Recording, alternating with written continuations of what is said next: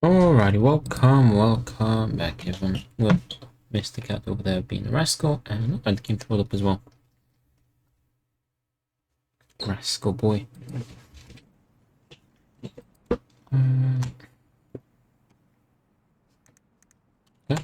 Let me check the audio with this. Alright, let's go.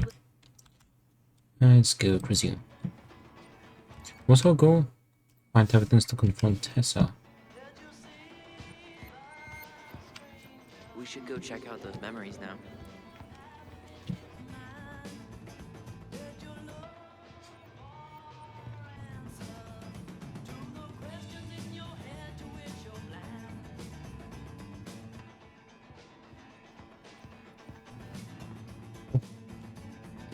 Number. I thought you needed help with the store. I needed help 2 hours ago. Have you been drinking? What?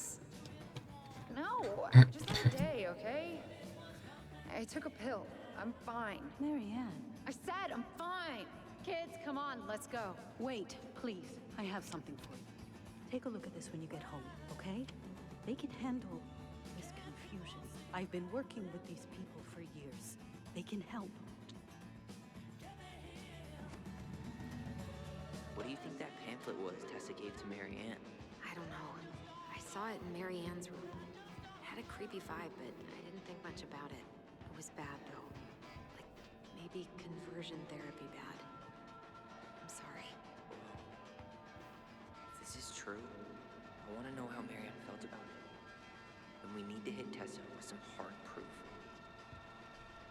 Shouldn't we try to find something about the pamphlet Tessa gave Marianne? Good idea. What was the organization called? The Alliance Against Other People's Business?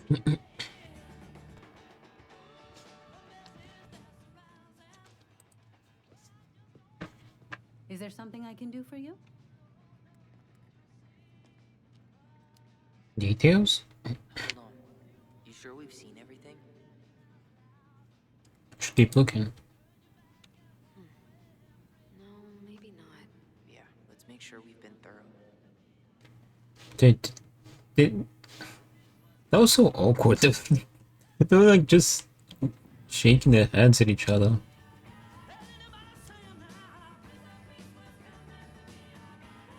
We could talk to Tom. So I don't think. Oh, memory?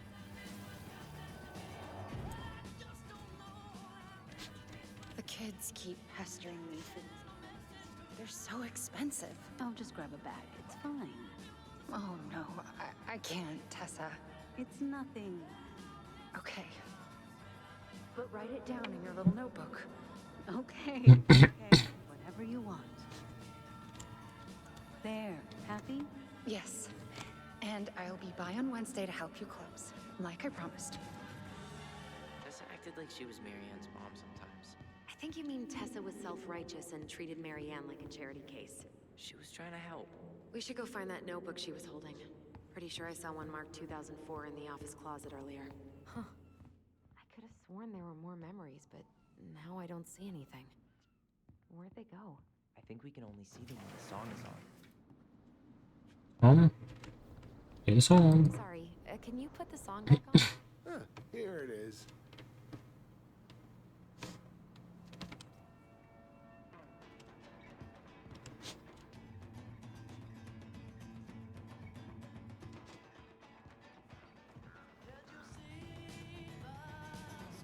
Oh, here.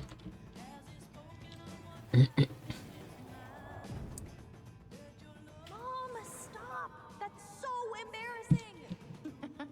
Oh yeah? Tessa, come join me. I know you love this song. No, I couldn't possibly. Some of us are actually trying to get work done here. I forgot how carefree she could be. What the hell happened? I don't know.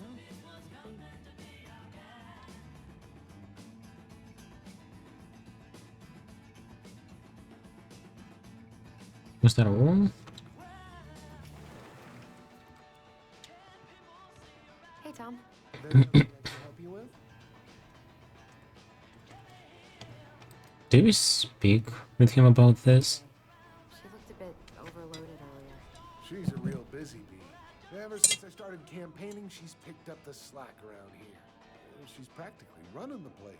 I hate to break it to you, but she always kind of has. Well, now that's a matter of opinion.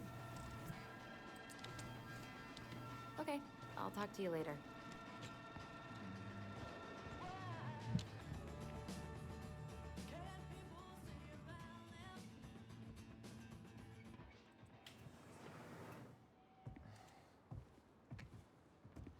Can I skip these, by the way? Hello there. Are you here for me or my cigarettes? That's weird. You're more than just a pack of cigarettes to me. Did we speak about the night shift, actually? You working tonight? No, thank God. I've been pulling doubles all week. I'm working at the diner all day tomorrow, though. You want me to bring you anything? Of course, welcome back, Warjin. How's it going? For a while. Girl, The grumble well, has just been lay petted. down in the dirt and let the bears take you, because that is no way to live. Mr. Dehds, Mr. Warjin. Later. Later, alligator.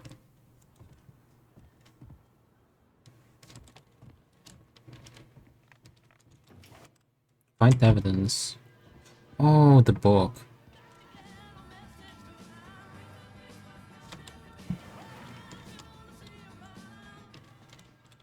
Wait. What about this? Switch on. Tessa? Is it okay if I run a quick Google search? My phone's dead. Sure, but make it quick. I'm going to need the computer. Email inbox.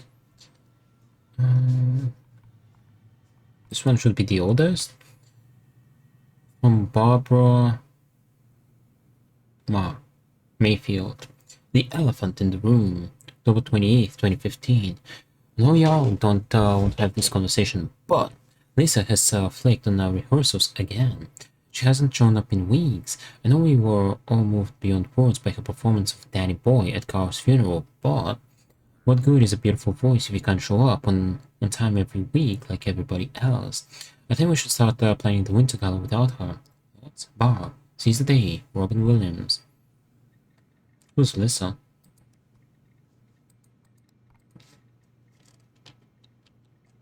You need to scroll with the button, you just can't use the scroll.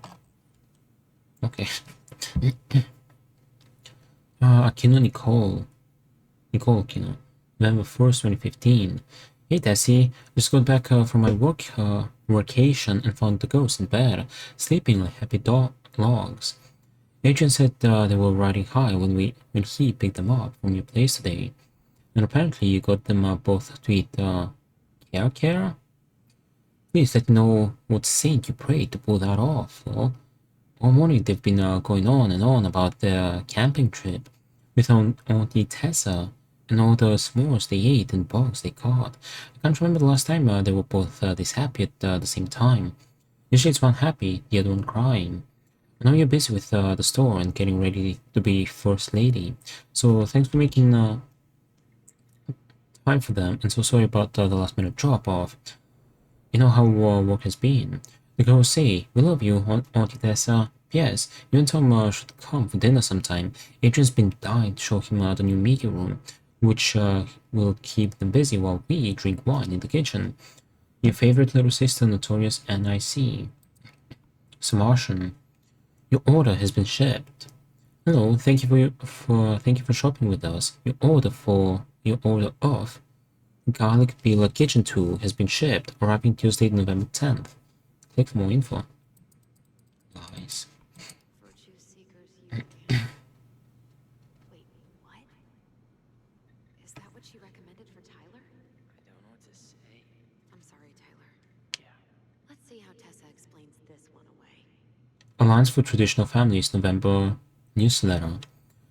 Watch Dr. Whitmore's talk, Articulating God's Design for Sexuality, 10 Powerful Christian Codes That Will Change Your Life, A Parent's Guide to Preventing Same-Sex Attraction, Virtue Seekers Youth Camp, now in its 20th year, admission for 2015 open. Linda, urgent, don't miss out on this opportunity. What if I told you the government owed you up to $10,000? cash to go to school. This is not a loan. You won't have to pay back. This is not a scam. Take this seriously. Click below to take the 2-minute questionnaire and claim your money. Click here to let us know if you prefer check or direct deposit. It would have been cool if we could just click and get a virus.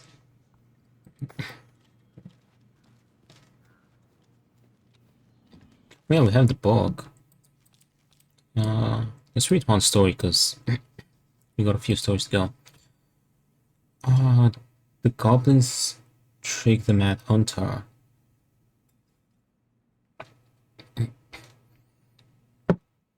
Once upon a time, in a castle just beyond the ancient and deep forest, the Mad Hunter was punished by the gold lady, for failing to return with the wise princess. For your failure, said the gold lady, I'll take your left hand. You will return to the ancient and deep forest and hunt the wise princess, and if you can bring her back, I will return your hand to you. Fail again, and I will take your right hand. The Mad Hunter could hunt with just his right hand, but if he lost both his hands, he would never be able to hunt again and would no longer be a Mad Hunter, but only a madman. So the Mad Hunter returned to the ancient and deep forest, searching with his piercing eye for the wise princess. The crafty goblins were out searching for mischief when they saw the Mad Hunter on the prowl. We cannot let him find the princess, said the goblins, and so they devised a plan. It was wash day, and the princess had hung her beautiful gown out to dry. They stole it from the line and stuffed it full of straw, and then returned to where the Mad Hunter was scouring the paths of the forest. As the Mad Hunter turned down the path that would have led him to the big wooden house, the goblins danced the straw princess in and out of view. In the opposite direction, the ruse worked. The hunter fixed his piercing eye on them and followed.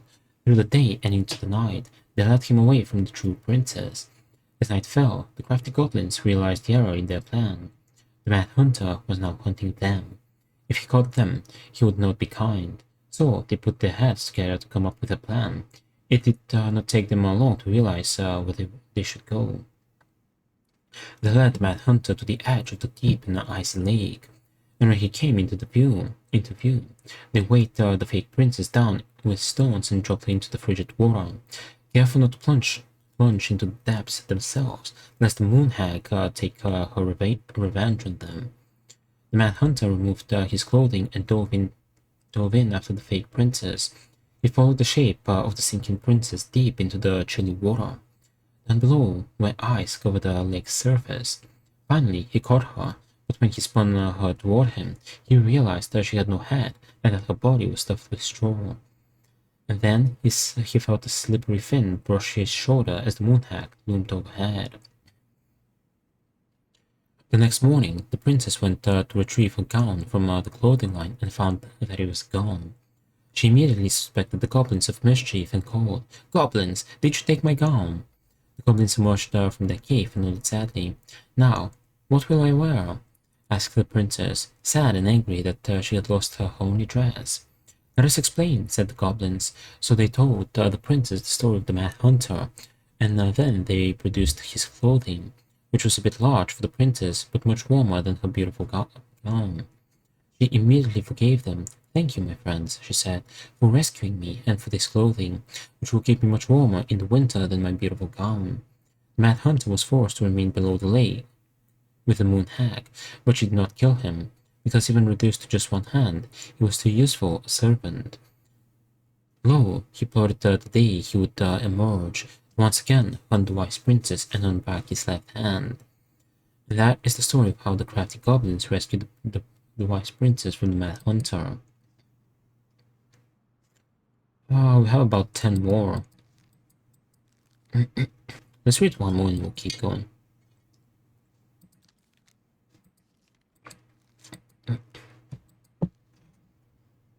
The pelican helps her friends. Once upon a time, in a deep and ancient forest, an early winter storm blanketed everything in snow. It was so early in the year that the creatures of the forest were not yet ready for an ordinary winter. Was yes, a bad one, and everyone agreed that the storm was a sign the Ice King had plans for a long cold winter. The princess had grown up in a kingdom where it was sunny all year long, and the goblins were very young, so no one in the big wooden house knew how to prepare for such a winter. The house was not well insulated, and they did not have enough fuel or food. Only the pious pelican noticed their plight, and when it came to fly south with the other birds, her heart was heavy with sadness. What can I do? She thought.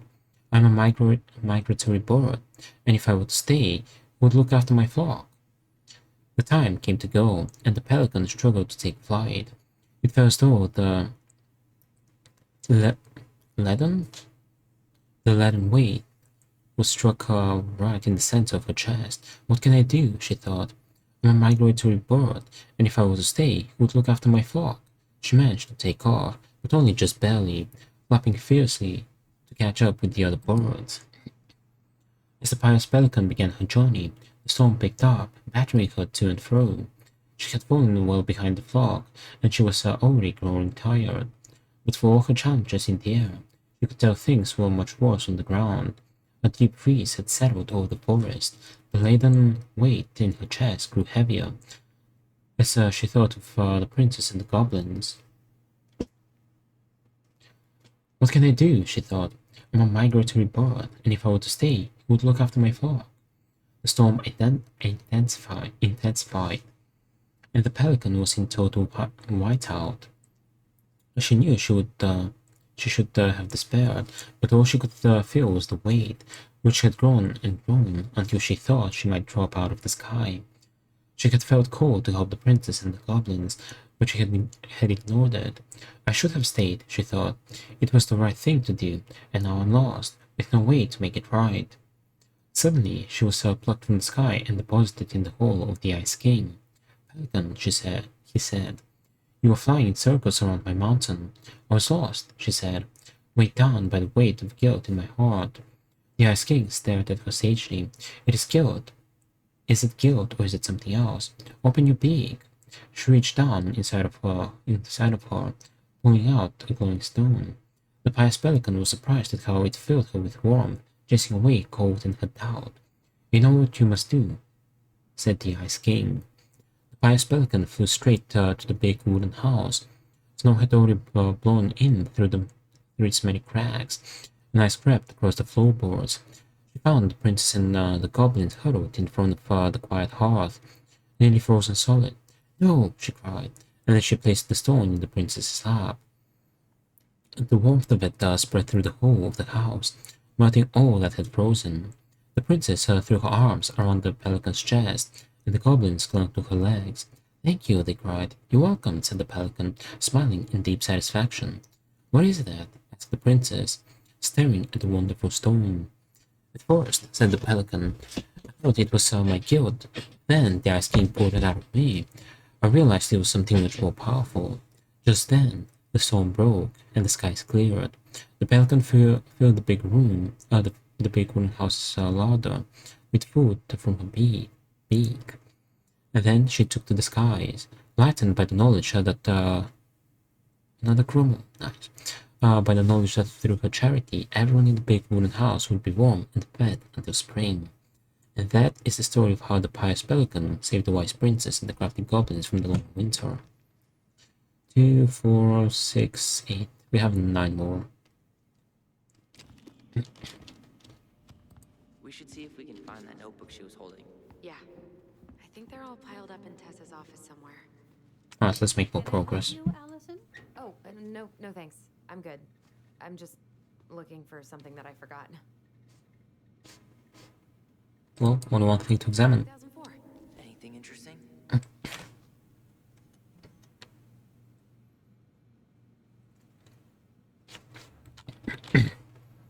Elijah, June $24 for meal at the restaurant paid off. September, $11 doll for the kid.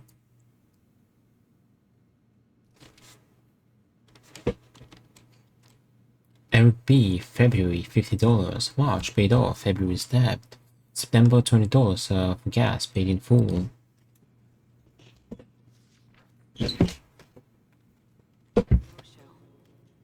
It looks like Marianne started flaking on her debt in October 2004. 5 months before that night. I think we've seen enough. Yeah, we've got a good sense of what went down. Let's talk to Tessa. Mary Ann, April, $50 for gas paid off. May, $37 plus $30. New jacket for Allison paid off. Helped at store. June, $21 for medicine paid off. August, $40 groceries paid off. Helped during rush inventory. October, $140 for washing machine repairs. No show. November, $55 new shoes for kids. Check bounced. December, no show, not returning calls. January, no show.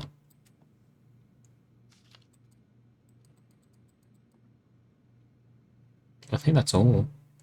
What are we waiting for? Let's go talk to Tessa.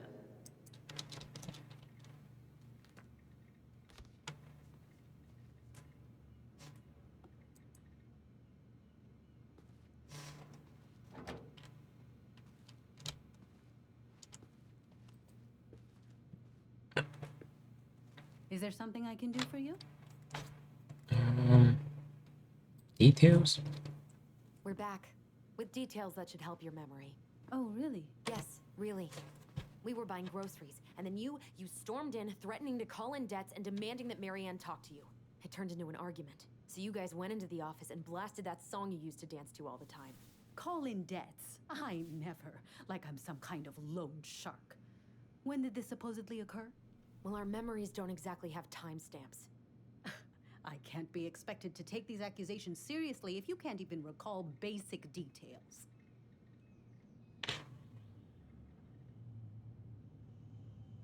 Wait, hold on. hold on. I should have paid attention. I don't think it's October. January she was no show. December she was no show. November the check bounce. So I think actually it might have been October. I think it was October. October 2004. That was when she stopped trying to pay her debts, right? Yes. I don't know why. She always found a way to pay before that. But we never argued about it. Nice, I could have tried.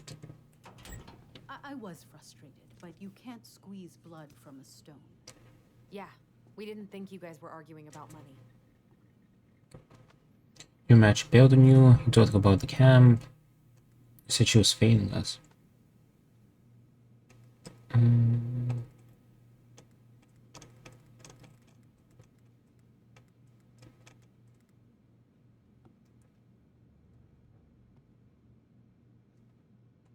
Let's go for this. Let her elaborate. Failing us and called her a bad parent. Was she done being judged by you? Was that it? I really have no idea what you're talking about, and I was never cruel to Marianne. I did everything I could to help her, to help you all. Even when she fought me, even when she screamed and spit in my face for the effort, even when she didn't deserve it. What the hell is that supposed to mean? Calm down.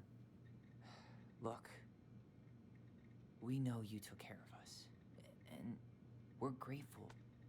But I really need you to answer one question. When you two fought, was it ever about me? It was always about a lot of things. She was struggling with everything at the end. Did you try to convince Marianne to send Tyler to some kind of program? No, and I think you should go now. Tessa, I'm here to figure out if Marianne tried to kill me because of who I am. Do you get that? I do, Then why won't you give us a straight answer? I This cat was God. truly don't know what Oh, went on in her one sec. that day. And it will always be my deepest regret that I didn't see it coming. Now I understand that this is an emotional topic for you both, and fortunately for you, I keep forgiveness at the heart of my relationships. You're so fucking righteous. Why did you dump Marianne when she was at her worst? I will not be dragged back into this. You need to go, now. Can we have our groceries? Michael already put them in your trunk. Cool. Bye, Tom.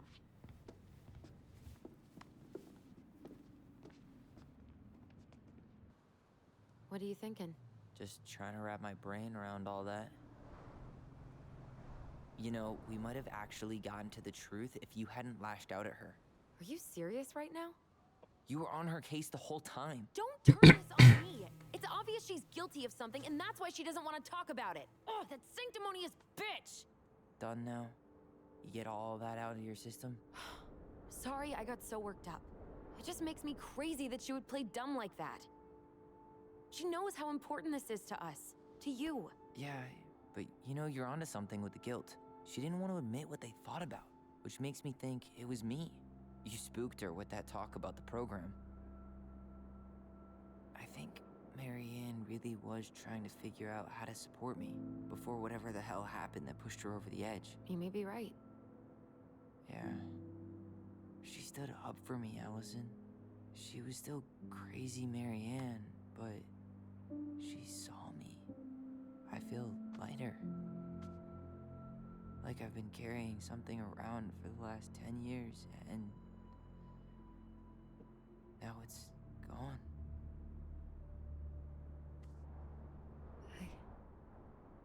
I'm really happy for you. But That just opens a whole new box of Pandora's, doesn't it?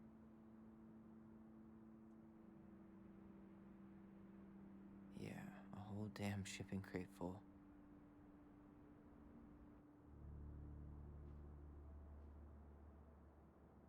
Well, it's a good thing Eddie's expecting us. He knew Marianne pretty well, and he was in charge of her case. Did he ever mention anything about the investigation to you? No, I never asked. And I'm sure he thought I was better off not knowing. Guess that might have made for some awkward dinner conversation. Exactly. But I mean, he's a good cop. Thorough. I'm sure he's got something. Let's go.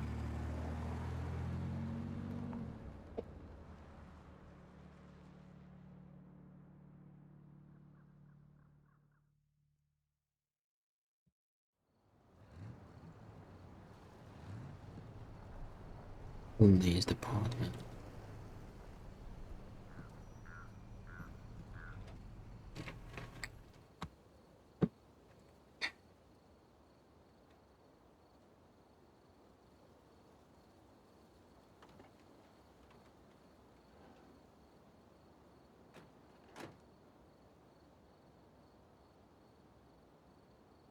This is kind of bleak. It's usually more crowded, but the other officers punch out at 6 o'clock sharp. There's no crime after 6? In the mean streets of Delos Crossing, just bears and drunken disorderlies. And Uncle Eddie can usually handle them on his own. But what about drunk bears? Anyway, he's probably in his office, upstairs.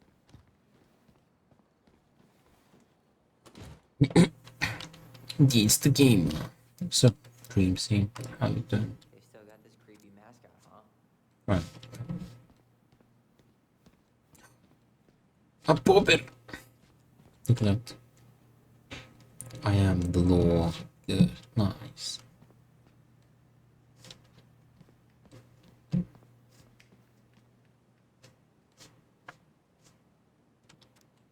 Oh. Hold on. I want to catch up on all the Delos Crossing gossip.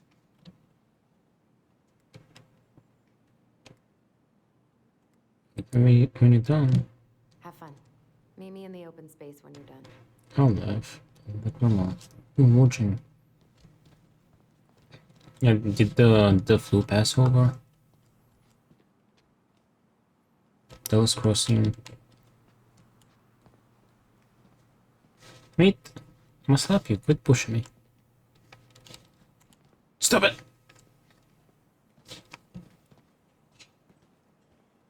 Alright, not completely, but I'm way better now. Nice.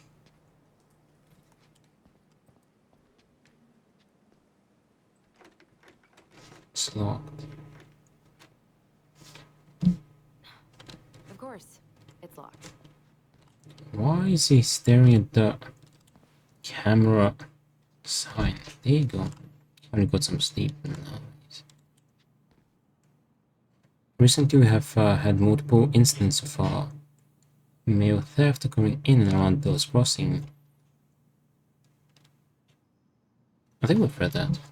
How you guys doing? I'm doing well. I managed to chill yesterday. And today a bit. It's also going to be like my final week for the semester tomorrow. So yeah, after that, the session starts.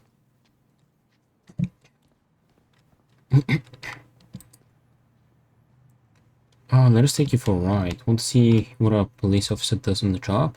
Register for the ride-along program. For more info, ask for Chief Brown at whatever. Talk to Chief Brown for information. Exams? Yeah, basically, I'll have only one actual exam, which is gonna be pretty tough. It's gonna be, I think, 5 or 6 hours. But everything else is like essays or something. I've already have an A in one class, so I won't have to worry about that. I already turned in one essay this Friday. Like the Friday was the deadline, but I turned in earlier, so that's done. I have one kind of like an essay, which is almost done. I just gotta do some like final things, and I can send it in. Then I have another one, another like essay that will be like not an essay but a coursework. That'll be for 2 subjects combined, so it's gonna be pretty big. I'll have to start on that, but at least it's like group project. Really cold. And I'm gonna have hot chocolate cookies, nice. I'm gonna have that one exam. The exam is gonna be 6 hours because it's gonna be kind of like a role play. We're gonna have like nobody to play Fortnite with. I don't think I've updated the game. But yeah, the exam is gonna be basically 2 hours where we can ask questions. Like one of our teachers will play like role play as a client coming with a problem, and they'll like role play all the info, so we can ask questions and they'll just answer. There has been any updates for a while. Ooh, that's interesting. After the 2 hours, they'll give us some results from a couple of tests, and then in the remaining time, we'll have to like write a full report about like our hypothesis, a recap of what was said,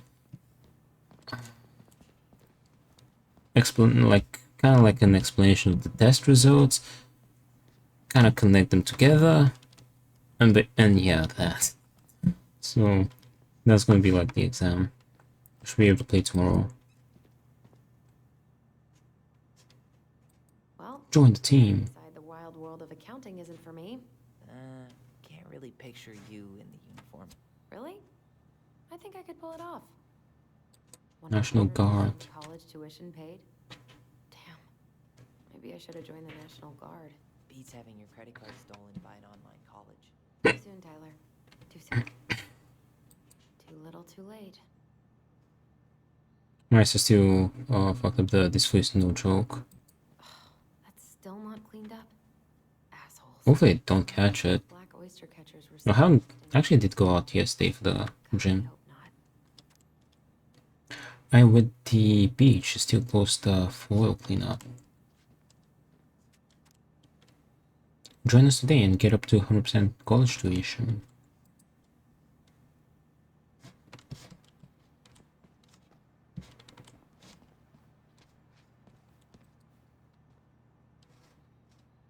The beaver floor.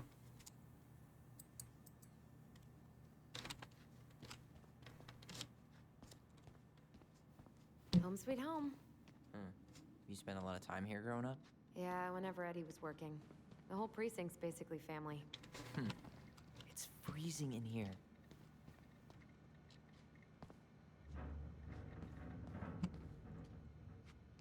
Salmon? Memo to all police department personnel from Pleasant Bay Mental Health Institute, dated October 16, 2015. Subject patient transfer.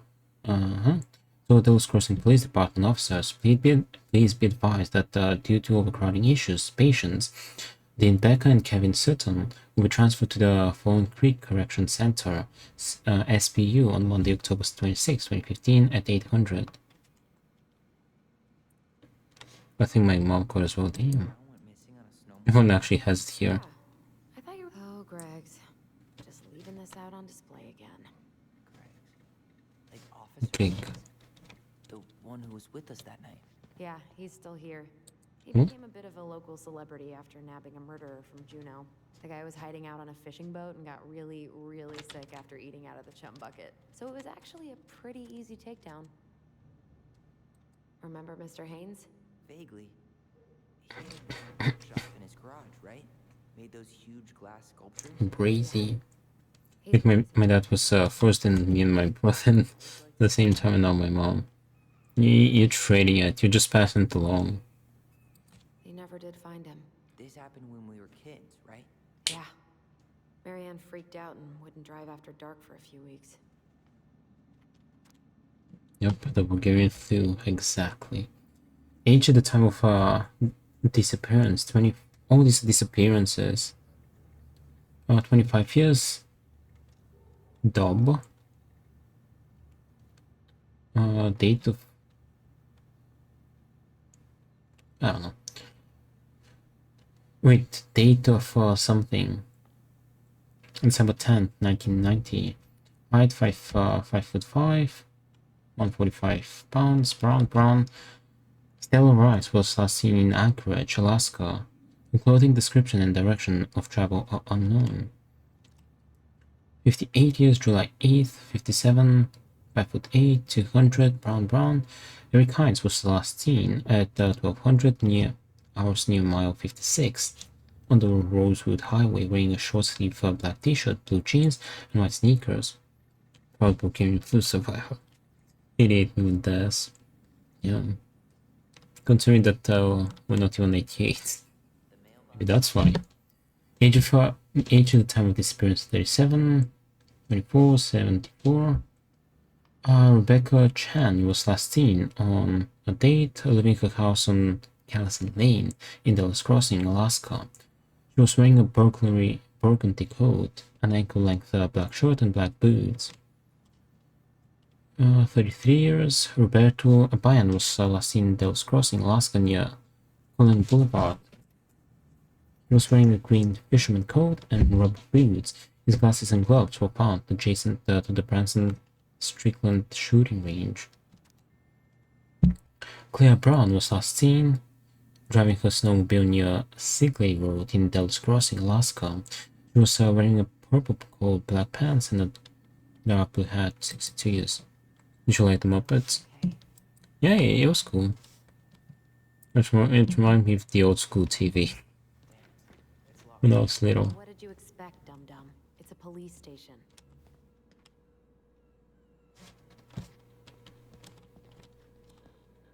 Oh, memory?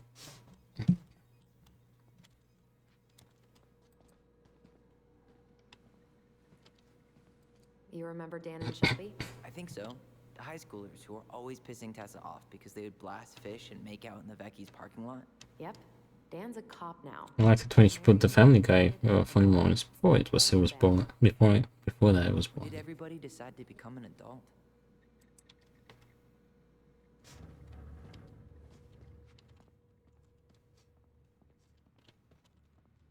For real.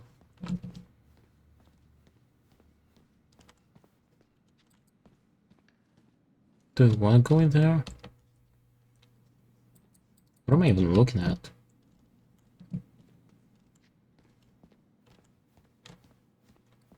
This game legit gives me like Alan Wake vibes. Like the environment seems very similar. What do you know? Still locked. Not really. I mean, the environment looks very, I don't know, it feels very similar. Eddie must have locked it already. Gives me Life is Strange vibes. Dude, the police station, the whole place. The architecture is like very similar to the one in Alan Wake.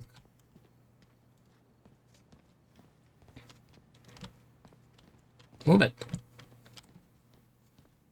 Did we try this door?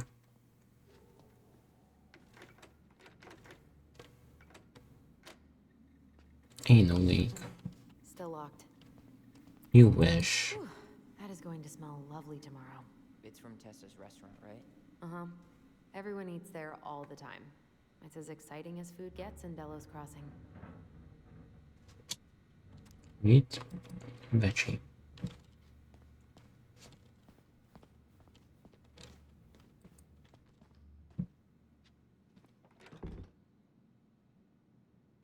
Why is the door blocked? Something's in the way. What's after this game? Was it Tomb Raider? Yep. Tomb Raider Angel of Darkness. That's Denise Wilson's desk. I mean Tomb Raider, not Turkey. Crazy D? The woman who set fire to her ex's trailer? Allegedly set fire. She was acquitted. And that's Officer Wilson to you. Remember this fella? No way. Is that Jet? Yep. This guy sure likes dogs. He died last year putting himself between D and a bear. Oh, damn. She's obsessed with I made sure that the game works as well. Is that even a thing? So Tomb Raider is good to go. It's pretty cool. I don't know who that is, but sure. Oh yeah.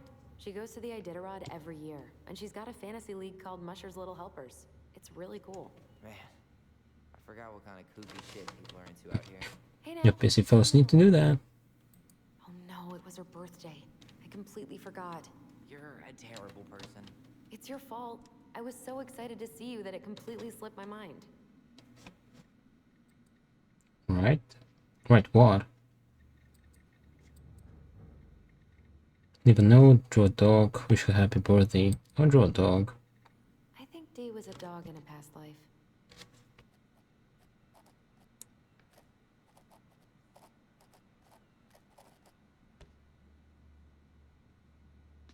Let me see, let me see. Oof.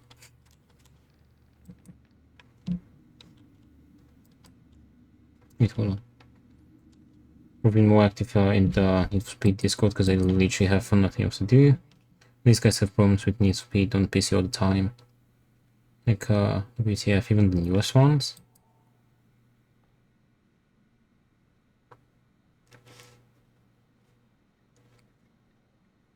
What kind of problems? Editorial Trails led dog race winners list. Oh, that's Rick Swenson. He's got a few wins. Lance Mackey, 3 years in a row. Doug Swingley. He won't start because some windows are in is most common. Wait, the candy? I didn't interact with that.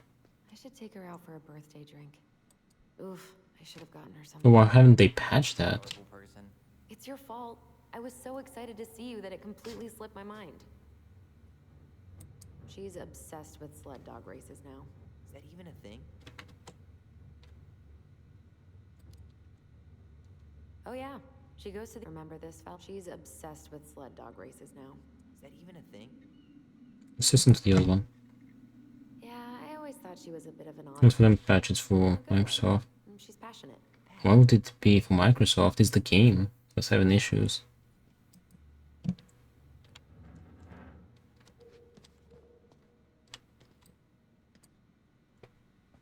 Game worked perfectly on my PC. Huh. Key. Looks like she forgot her locker key here. Huh. Look, she's gonna give me so much crap for forgetting her birthday.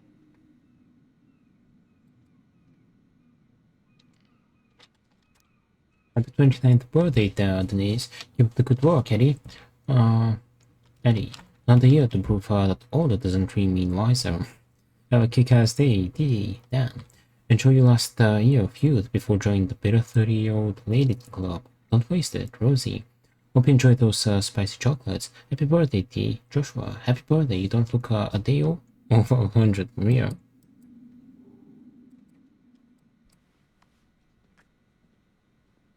Trade apart from more, I don't know.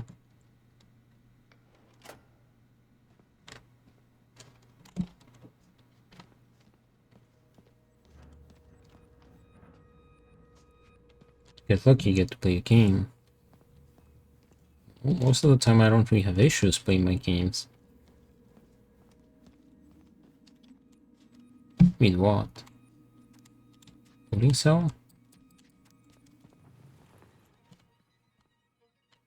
Can I remember here? Come on, man. We can't make these poor kids sleep here. We played games from 28 years ago. Go. Social Oh, services will be off stream I play a game from like This is the 2024. Any- Check this out. anywhere Oops. but cell.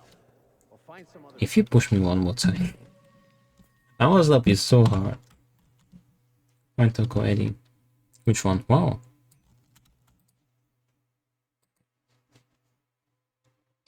It's safe. Hold on. I'm just opening it.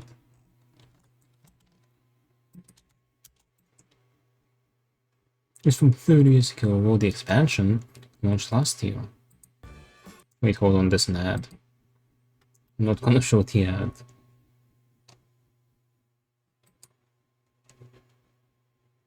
Top 10 people who were in Paris. Wait, hold on. It's mostly AAA games, bro. Oh, wow, it's a AAA game. Top 10 people who were in Paris. Barack Obama, number 9, Ratatouille, number 8. I know him. Not this guy. Number 7, Dwayne Johnson. Who's that? Number 6, Sands. Number 5, Gamers. Number 4, Mr. Bruh. Number 3, Kim Jong-un. Number 2, Gandhi. Number 1, a famous Austrian. Honorable mention. Nick.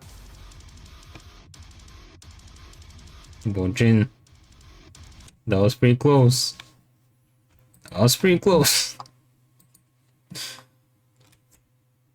Don't you see? You were on thin ice. Pretty close. That one didn't work. It would be so embarrassing.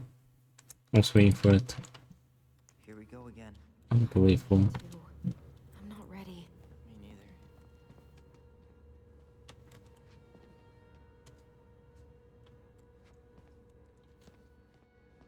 Isn't Need for Speed multiplayer as well? And Sweetie, thanks so much for the raid. I appreciate it. Welcome on in. Thank you, shout out. How was the stream? And welcome on in, raiders. Oh, there we go. It's both. So it is still a multiplayer. Tyler. Great, nice. What were you up to? Play it again for the race? No.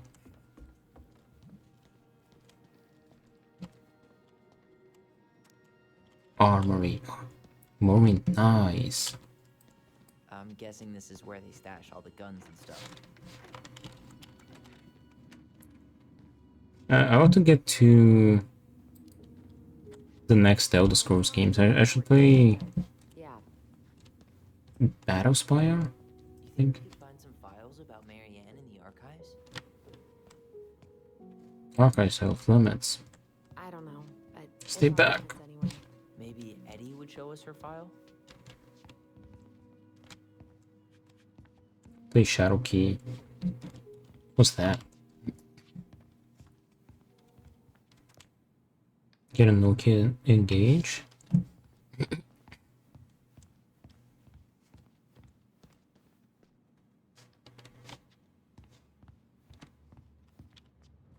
Mining kills salmon, protects salmon.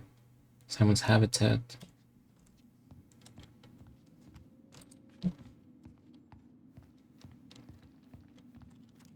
Chief Edward Brown. Allison, hey. Just finishing up a call. Trying to convince Melinda the Ravens and her garbage aren't police business. Give me a few minutes. Sure. Make yourselves a cup of coffee. Here's the key to the break room. Thanks.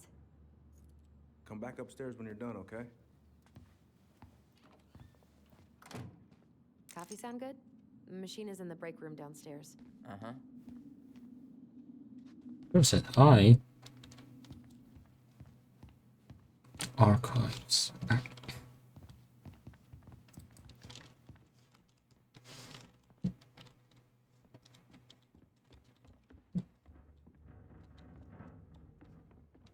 Ooh, a memory. This wasn't here before.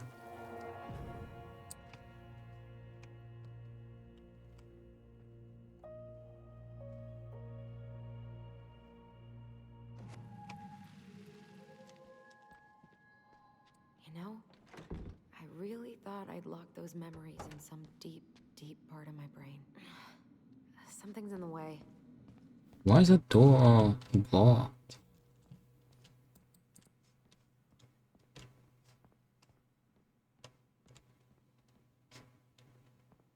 Oh, camera.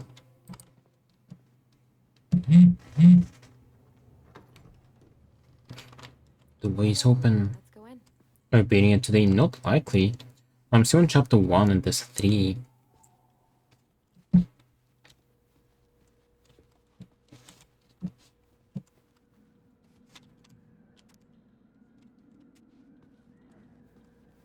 Dream scene. I'm gonna beat you. I'm kidding. Allison, how about that coffee we were talking about? Hey yo, hold on. Allison, how about that coffee we were talking about?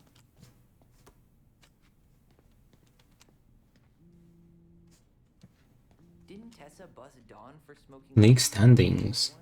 Arctic puppies, snowmies, malicious little helpers, lightning howlings. Wait, are we talking? I'm not sure what he said, I was not paying attention. Crossing's best cop. Other than Eddie, of course. My bad. I wonder what Delos Crossing's best cop stashes in her locker. Maybe she keeps a spare key somewhere? Why are we opening someone's locker? Yep, it's locked. Oh, shit. What are we gonna... Ooh, we're having a moment. There was another bench that I think we missed sitting About how we sitting slept on. in that corner over there. Yeah, on that paper-thin mattress from the cell. It could have been a pillow top and I wouldn't have slept a wink. I don't know how you come here every week. I've been here 10 minutes and it's already fucking me up. I don't know, still hurts, I guess. It never really stopped hurting. Been having nightmares? Hey, do you have any reoccurring nightmares about that night? Yeah. Why? Well, remember that nice lady from social services who picked us up? Oh, what was her name? Sandy, I think? Yeah, Like the squirrel. I used to dream about her a lot. Sorry, what? Yeah. It would always start out pretty normal, like we'd be sitting in the living room with Marianne doing a sewing lesson, and then suddenly she would turn into Sandy, and she would hold us in her arms, pulling us in tighter and tighter until I would wake up practically choking. Jesus. Don't be weird with Eddie. So, are things gonna be weird at all between you and Eddie? I took the gift, Allison. I'm trying to make an effort. Thank you, I know. I just want everything to be cool. It will be. Ready to go? Let's go? Yep. Please open up. An achievement. We need to talk. Take time to talk things over with your twin. Nice. Also, when we post, I'm gonna take a quick break because nature is calling and keep going. Alright, I'll be right back.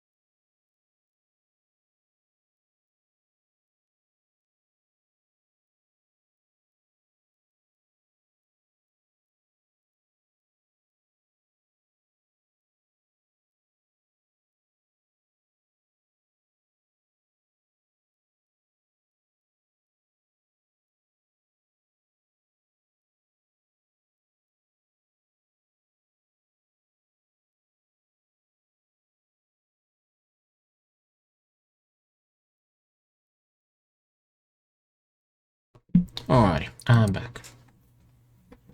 You got Mr. Cat back as well. Find the break room and have some coffee. Okay. Oh, there was a key. We can go back and take it. Go away. No, you.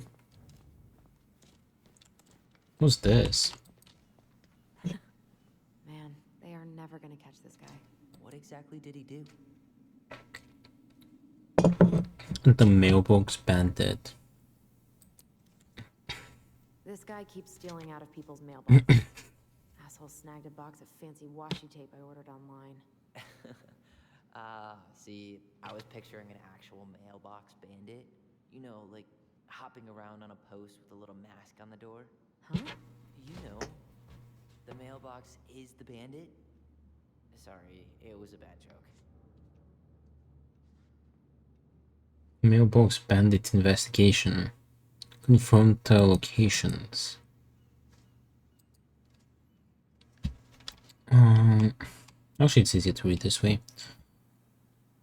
October 28th, 2015. On October 27th, 2015, at approximately 10:03, 1003 or 11:1003, Arms Officer Greggs and myself were dispatched to 239 Lawn Road to respond to a report of a theft. We arrived at approximately 10:22 hours and spoke with owner Lawrence Cooper. Dob. Oh, Dob, date of birth. 1967, Cooper reported that his mailbox had been broken into. Why did I think the date of birth for the Lawrence guy? What does that matter? Cooper stated, I checked it 2 days ago because I'm waiting on my new phone. Maybe for the database to find them easier. Not that it's like a huge town, I guess. They made me pay extra for shipping to get it here on time, but I said I ain't having that shared. I'm gonna pay what I owe in order time more. I backed down and said it would be here Tuesday, but this morning the lock was smashed. That coffee is sounding real good. Tyler? Shut up. They backed down and said it would be here Tuesday, but this morning the lock was smashed to shit and there wasn't nothing in there. Probably that punk ass Towdown. No, Towdown is street alias for Jervis A. Salo known to myself and Officer Greggs, and formerly number 12882, last known address, Almeda Plaza Apartments. Cooper also stated he had been home all night prior to the incident and heard nothing unusual. Cooper went on to state, when I find Towdown, I'm gonna stuff his ass up his own ass. Cooper was cautioned against making criminal threats. Cooper then stated his willingness to prosecute Salo and was directed to seek charges with the prosecutor's office.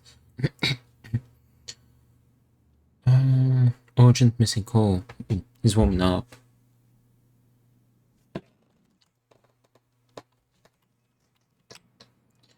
Dear Chief Brown and staff, this letter is to inquire about the mailbox bandit. It has been 9 days and I still haven't had any mail. My granddaughter, Madison, is on her honeymoon at Great House Resort in Jamaica. Ridiculous computer work. But she said she would write, and you know, Madison keeps her word. I have called every day for 9 days, and every time Rose makes some kind of excuse. If this is because I didn't write the recommendation for her son, tell her that she has nothing to do with her. That has nothing to do with her job. Stealing my mail may not seem like much to you, but getting away with crime makes the criminal more bold. How soon before you are after the mailbox killer? I remind you, we donate to the policeman's fund every year, and it isn't easy for us, but we do it because we believe in law enforcement, unlike some others. But if this is the type of service we can expect, perhaps the firefighters could use our support. Warmly, Laura Ann. Dude, not the firefighters, that's a low blow.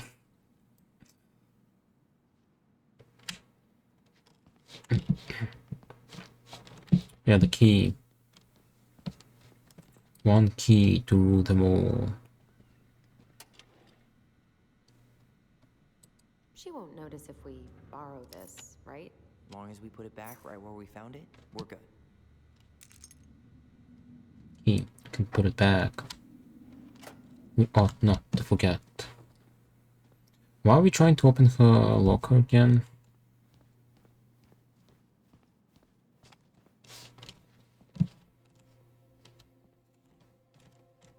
Hold on.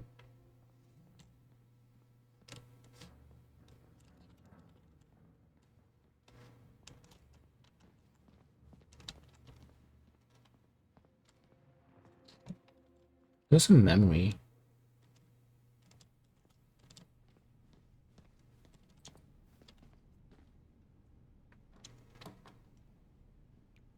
We really shouldn't be in here. Yes, but you never know where we might find information about that night. I guess so. Read? So Wilson leaves her locker key in her desk and her password reminder in her locker? That's so irresponsible. An intruder could easily access all kinds of police files with this. Yeah, like 2 goblin intruders. Winner on my 20th birthday. Memo to all police department personnel from Rose Jackson, October 29th, 2015. New administrative software. Please reset your password with the instruction of our new administrative software. All employees must reset their password. Please note that the reception desk computer can now be accessed using any officer's ID and password. Talk to Sally or me if you have any questions. Rosie.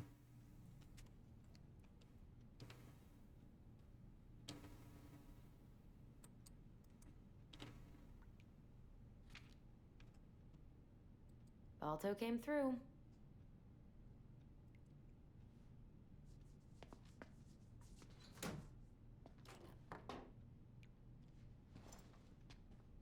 Let's go put the key back.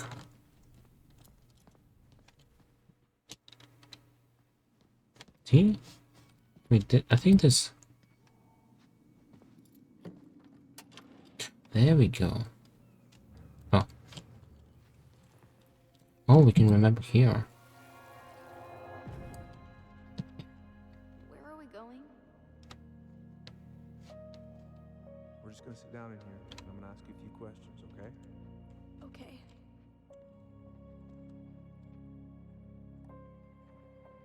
Wait, move it. You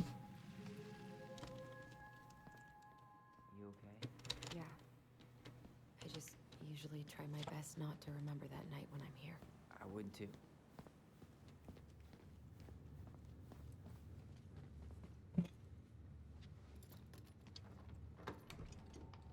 Wait, with the key I can open up everything. Rose never lets me back here. There's cameras, by the way. Salmon. Rose left the computer on. Memo. All police department personnel from Rose Jackson to 29. We did read that. Hold on.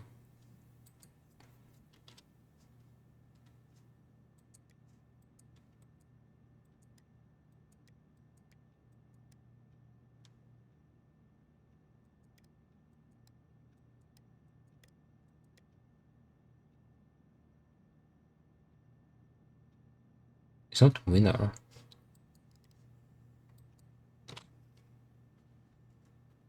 Please note that the reception desk computer can now be accessed using any officer's ID.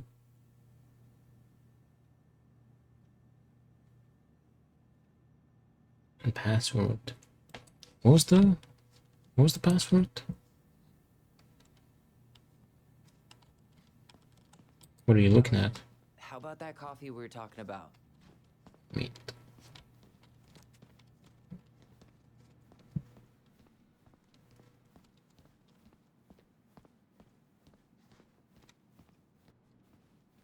I think it said winner's 20th birthday.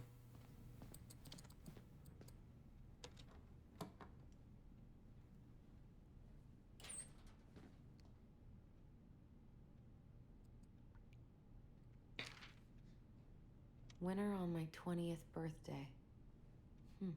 Winner. I think we need to go back to that sled competition chart. When on my 20th birthday. Hold on, what day is it today? Because his birthday is today.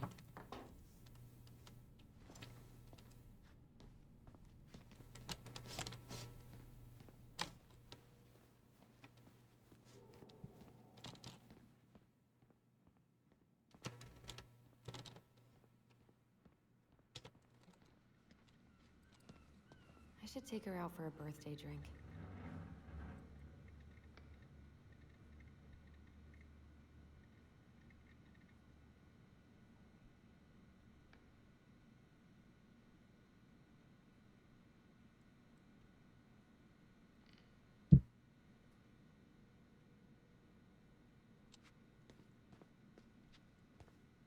Wait, 30... Wait, hold on. I should take her out for a birthday drink. She's 30 right now. So it's 2014.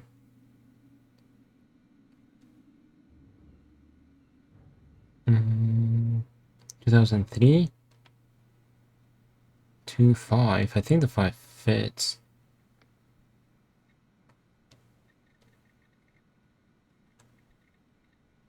No, hold on.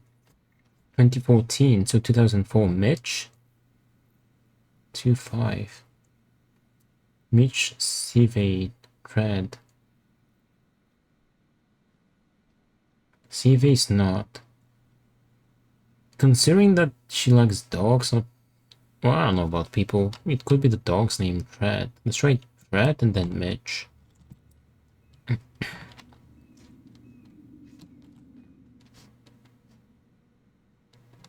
Who is this person, by the way?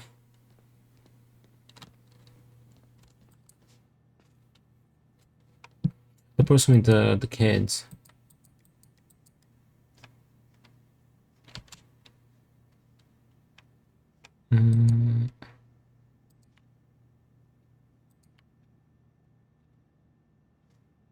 Why is the keyboard alphabetically?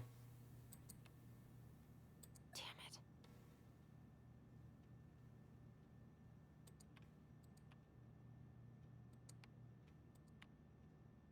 Damn it. What if it's the wrong person?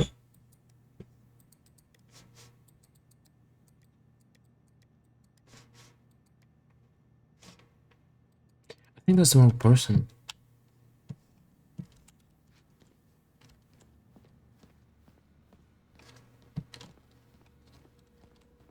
Yeah, that's the wrong person.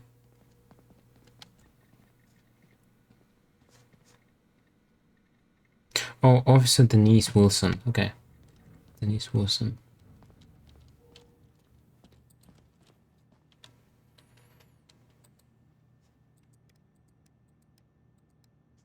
D. Wilson.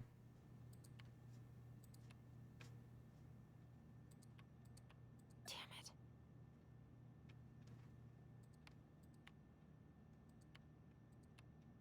Damn it. Hmm?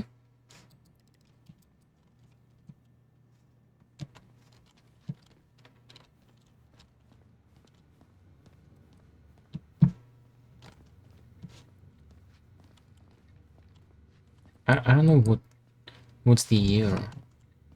Wait, can we check an email? Hold on.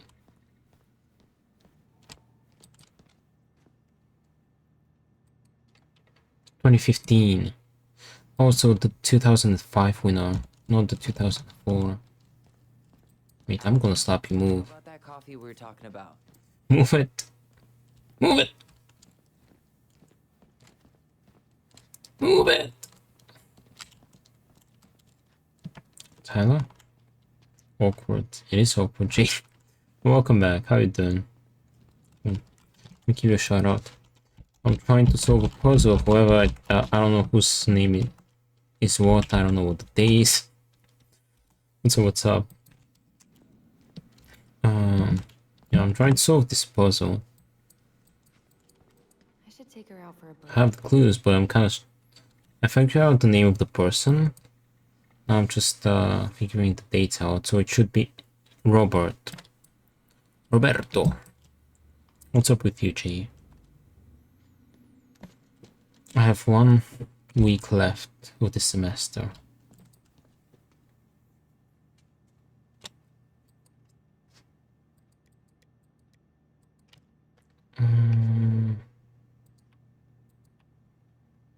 Roberto. Wait, you can't pick Robert. Damn it. Huh? Ain't nothing more. Wait, I thought you were gonna sing Tell Me Why. Right, Bobber. Wait, hold on. Ain't nothing much tune stuff, you know, in your scene, homie. I should take her out for a birthday drink. Wait, 20th birthday. She's not 30, she's 29.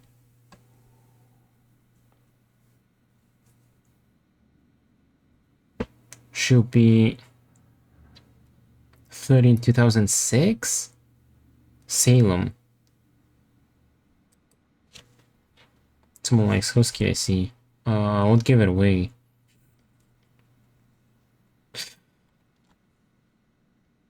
By the way, there is a Bobber. Wait, hold on. I don't know if you saw him earlier. But we have the Bobber of Law. He's got his little revolvers. I am the law. Nice. I haven't seen it. For a second I thought that's why you were saying Bobber. What are these notes? Salem. Someone look at it. Look at this keyboard. It's in alphabetical order. Damn it. It's not Salem? Wait, wrong person. No, I just like the Bobber me. It makes me uncomfortable. Bingo. Correct password. The Salem witch trials. Anything juicy? Police lecture at youth center Friday 30th. Can they stop yapping whenever I have something to read? That's so rude. Go, you're preaching to the choir. Looking forward to Friday. K. Kayla Bennett, co-executive director, Junior Coalition for Equality, GCE. When I dare to be powerful, to use my strength in the service of my vision, then it becomes less and less important whether I'm afraid. Audrey Lorde. Dean Wilson, Police Lecture Youth Center, Friday 30th. Hey Kayla. Yep, I'll send you my slides as soon as I get home. I'm so glad to hear this. Here's my secret for keeping kids' attention. Tales from the detox tank. Last time I told them about how I got into a high-speed chase with a drunk guy on a snowmobile. Might have embellished some details, but it was all spiritually true. Lol. Whatever it takes to get your point across, right? Scared straight. D. Dennis Wilson, Senior Officer, Dallas Crossing Police Department. Hey Bennett, hey D. Are there any slides or reading material for your lecture on Friday? Same police lecture. Also want to let you know we had lots of people sign up, so expect a good turnout. And wear your nicest suit. I think these kids really enjoy your talks. Keep it up. Caleb Bennett, Co-Executive Director, Junior Coalition for Equality, GCE. It's the same quote. Your order has been shipped. Hello, thank you for shopping with us. Your order for Just Between Us Season 2 complete DVD set has been shipped, arriving Saturday, November 7th. Click for more info. Lost and found set of keys. Big. Mrs. Reynolds brought a set of keys that she found lying on the ground outside of Veggie's this morning. These small keys plus a bottle opener keychain. If anybody comes in looking for them, they're in the lost and found cupboard. I would have filed this properly, but that new administrative software bullshit was down all day. Seriously, whose idea was it to change it? I'd like to invite them to this new two-way rifle range. I found. Peace, Gregs. Sam Kansky, hey D. What about him? Can they let me read? Arrested for public intoxication last week, and that was not his first offense. He's on a bit of a downward spiral. Just a heads up, since you're picking up the relief shift tomorrow again. Sam Kansky spent the night in the drunk tank again. Maria picked him up outside Bonnie's cell last night, drunk out of his mind and terrorizing customers. He dozed off pretty quickly once he got to the stations, so he should be better by the time we get there. He might have a huge hangover though, so I'd bring him a big-ass coffee and donuts if I were you. Have fun! I got an achievement! Hacking 101. Find the password to unlock the police station computer. Hacking 1. Can you quit blocking the door, Tyler? I'm gonna smack you, Tyler. Move it! Listen, how about that coffee we were talking about? How about you move? Thank you. Do it! I wish I could. Can we unlock the armory? This game legit reminds me aesthetically of Alan Wake, by the way. Like, the whole town just kind of feels like the Alan Wake town. Checking if I could open any doors, but nope.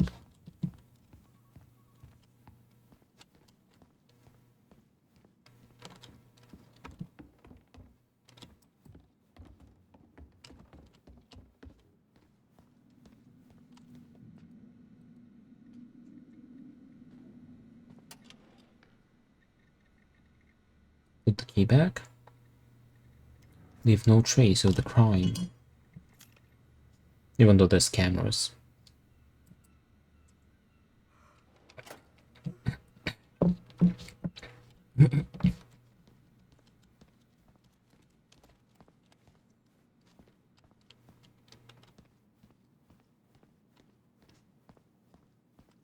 See? Camera.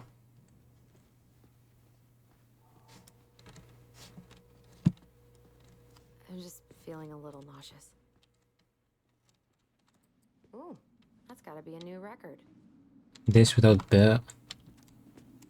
Sighting. 4. Wash on. Oh, I thought it was meant to say hands. Wash on cups and dishes. These are definitely the same cookies that were here last week, but knock yourself out. I'm so hungry.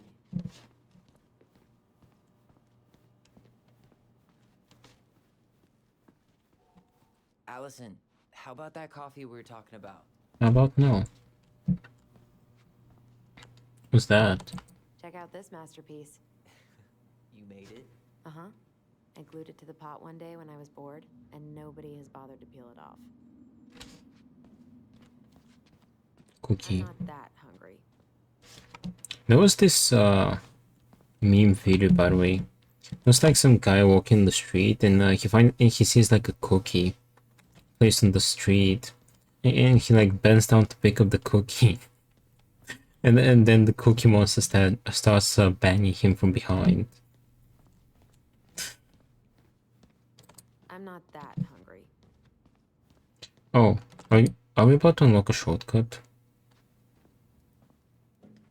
Yo! This is heavier than I expected. Yeah, it's pretty funny. Shortcut unlocked. I didn't take this for the game. The type of game with shortcuts. That's what you're talking about. Well, I saw a cookie and I made the association with the Cookie Monster. Dell's News Console. Why is it written in Morse code? That's what WTF kind of things they watch. What you playing? It's a game called Tell Me Why. It's by the same developers of Life is Strange. And hey there, Amy, how's it going? Hold on. Police Chief Brown asked Council to reconsider budget. Oh, we've read that. It ain't nothing but a heartache. That was my title for yesterday. So I'm progressing through the lyrics with each stream. Bad pun, sorry. Wait, that's my actual title. Oh, well, nice. Ain't nothing but a mistake. they kind of have like similar power to Life is Strange, by the way. Basically, these guys they're twins, and they have like telepathy, and they can also like see memories. They can't rewind time, but they can just see their memories. I ain't never gonna hear you say. Copy. I want it that way. Tell me why.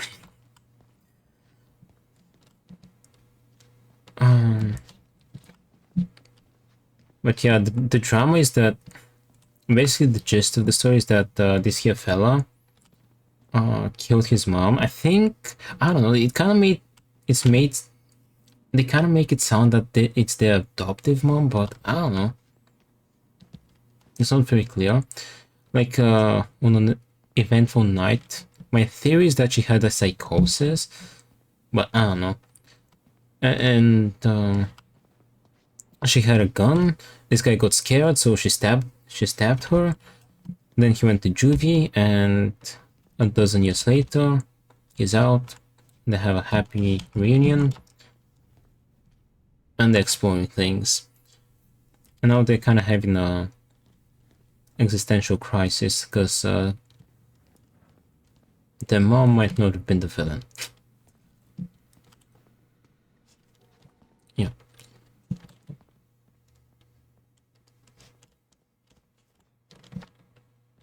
Here we go, poo poo. Before we do coffee, let's do one more story. Mommy issues, the game. Exactly.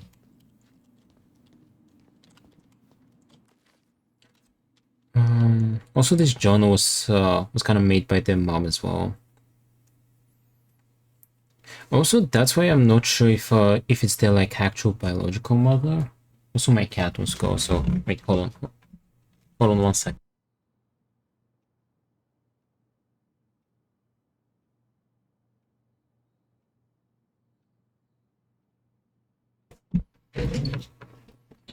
That issues serious Star Wars. Yeah, because in this journal like book, it says. Wait, we're in this story. So you have the main character. You have some characters from the game which are represented as these like I guess characters in the book. The princess is the mother. The goblins are the kids, which we play as. And in the book it says that the princess found the goblins. So like she found them, like she's not related to them. So no idea whether she's the actual mother or like adoptive parent. No idea what's going on. Or adopted. I'm not sure because they make it sound like it. Because over here, this is before they met the princess or the mother. The story. So in this story, basically these the goblins or like us, the main characters, they take this like K from the bear. I guess it's fake for a reason, maybe.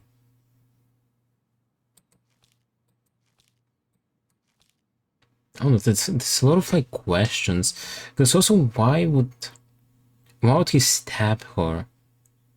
Then they're also referring to her as Mary Ann. They're referring to her by name. They've never called her mom.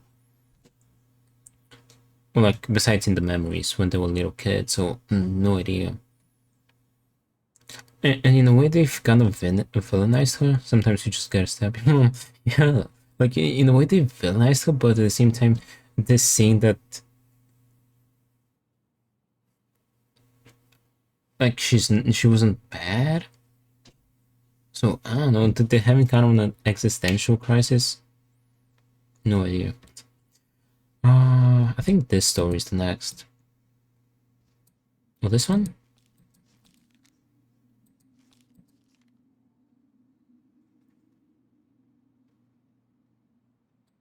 Wait, we haven't read this one. All moms need to be stabbed to be a mom. Alright, let's read the next story. The goblins are their voice. Is that how you also know? Not a mom yet. Well, you better prepare, Jay. Put on your anti-stabbing vest. Some other I can confirm. Well, hopefully you had the non-lethal outcome, and you're not here as a ghost. Once upon a time, in the deep and ancient forest, the crafty goblins spied on the secret keeper as she made her rounds, gathering up secrets that the animals of the forest had for sale. How? Said the first goblin. Does she get people's secrets? Do you suppose she peels them open their heads? Let's find out, said the second. And so the goblins watched the secret keeper. That will explain why mom's sort of true.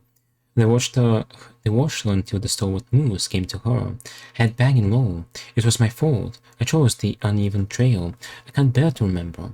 The secret keeper nodded and gazed into stalwart moose's eyes. Though the goblins couldn't hear anything, they knew she was speaking to the moose. For the secret keeper spoke in people's minds with the gift of the voice. After a few minutes, the stalwart moose blinked. I mean that. I feel lighter, said Moose. Did I just give you something? The secret nodded, handing him a coin. The stalwart Moose nodded and plodded along down the trail. He spied the goblins hiding in the woods and narrowed his eyes, for he knew the goblins were often up to mischief. The two goblins whistled innocently, and the moose was forced to carry on, because they were not doing anything obviously bad. I need to know what the secret was, said one of the goblins. Let's go buy it. So the goblins approached the secret keeper before she could stow away Moose's secret. We want to buy Moose's secret. What do you have to trade? Asked the secret keeper, her voice filling their minds. The goblins produced the silver-handled hairbrush they had stolen from the princess, and the secret keeper nodded. And this is how the goblins came to know that Moose's mate had tumbled down a cliffside to her death.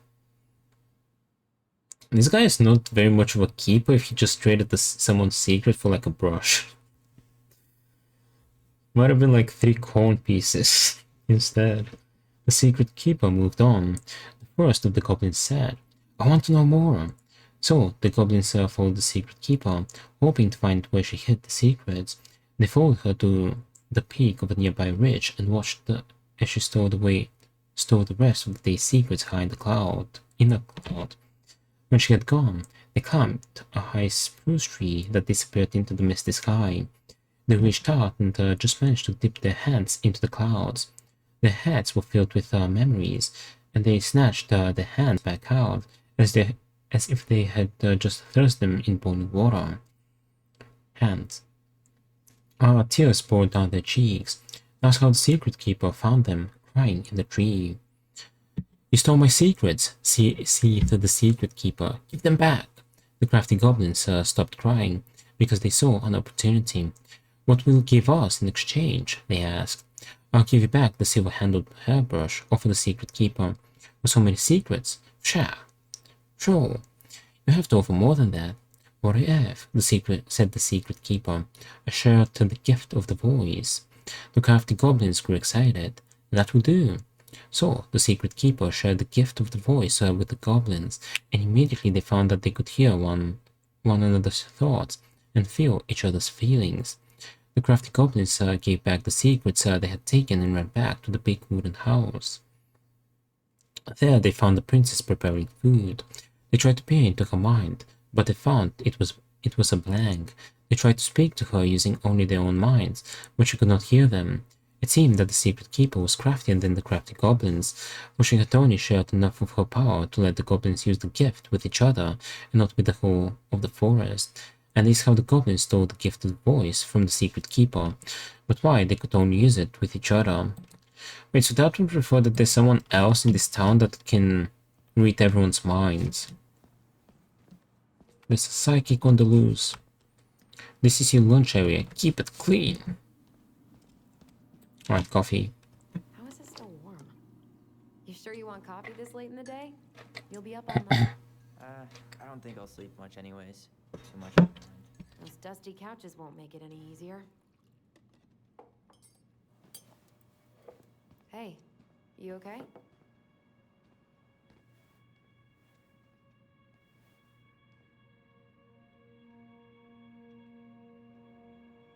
The interrogation room. Remember. I can't do this. Calm down, Allison. Stick to the plan. Come on, don't freak out on me now. I can't. Please, I can't lie. We already lied. It's all gonna be fine, okay?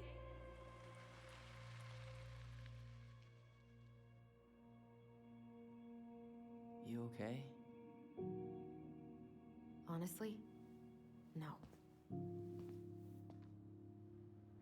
Do you ever regret? No. No way. Well, maybe once or twice early on, but now, no way. I mean, look where we're at. Look where I'm at. Uncle Eddie's probably done by now. We should go find him. Do you mind if I go inside that room for a second? Achievement. Bound to a lie. Remember the night the twins agreed to lie. So what, he didn't kill them all? Like, what happened? It's the first time I've been in here since that night. Hold on, I'm not walking. He was so uncomfortable he dropped a vase. Remember. Here. Have a seat. All right.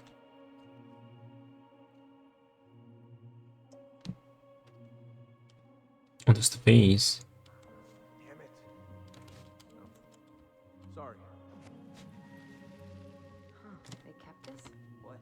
It's that vase. What's that? Together. It's a figurine. There. No way. Have you been hiding back here all this time?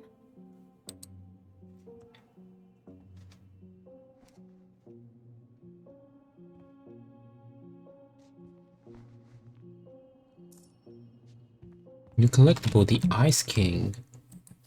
Oh, we got all the collectibles from this chapter. The Ice King is the lord of the whole forest. He is so powerful that no one dares to challenge his commands. Okay, nice. He missed.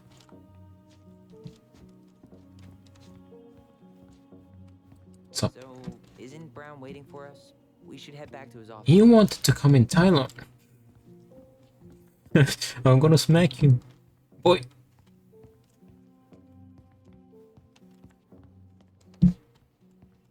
Nothing else?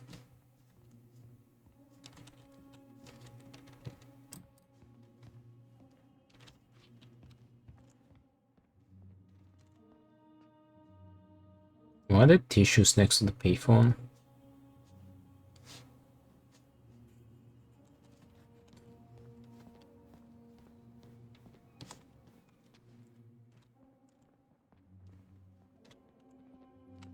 Oh, there's some memory nearby.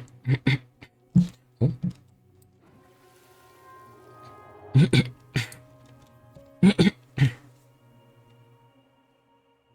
Why did you separate us? Is Ollie okay? Ollie's just fine, honey. They're all in the other room having cocoa. Everything's gonna be okay. I need to ask you a few questions now. Come with me?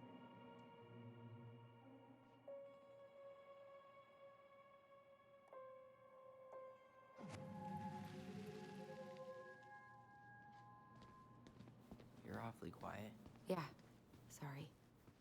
Trying to deal, but it's a lot.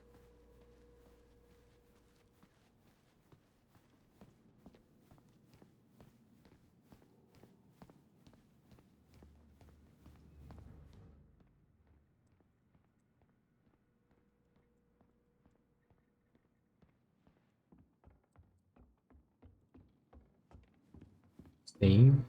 Okay. Hey. Oh, there he is. So sometimes these old folks want us to come out just because they're lonely. No worries, Uncle. Hey, you remember this guy? Yeah, of course. How can I forget? Tyler Ronan, back in Delos Crossing. It's good to be back. And just look at you. A man grown. Yep, guess I ate my Wheaties. The whole clan's so proud of you. How you work with those kids at Fireweed. I always say children are the future. I thought that was Whitney Houston. Come on, bro. She stole her entire act from me. Everybody knows that. Look at you two. Reunited and it feels so good, huh? Yeah, not sure how I got by without this dork. Look, Eddie, we aren't here just to say hi. We found something in Marianne's room. Things aren't really adding up anymore, and we've got questions. Oh, yeah? Was she worried about something? Did she mention anything about us that might have been worrying her? About Tyler in particular? No. She dealt with those kind of worries all on her own. Kept the rest of us at arm's length. I see. I will tell you one thing, though. Your mom. Never knew her to hate anyone for being unconventional. Usually, it's the other way around.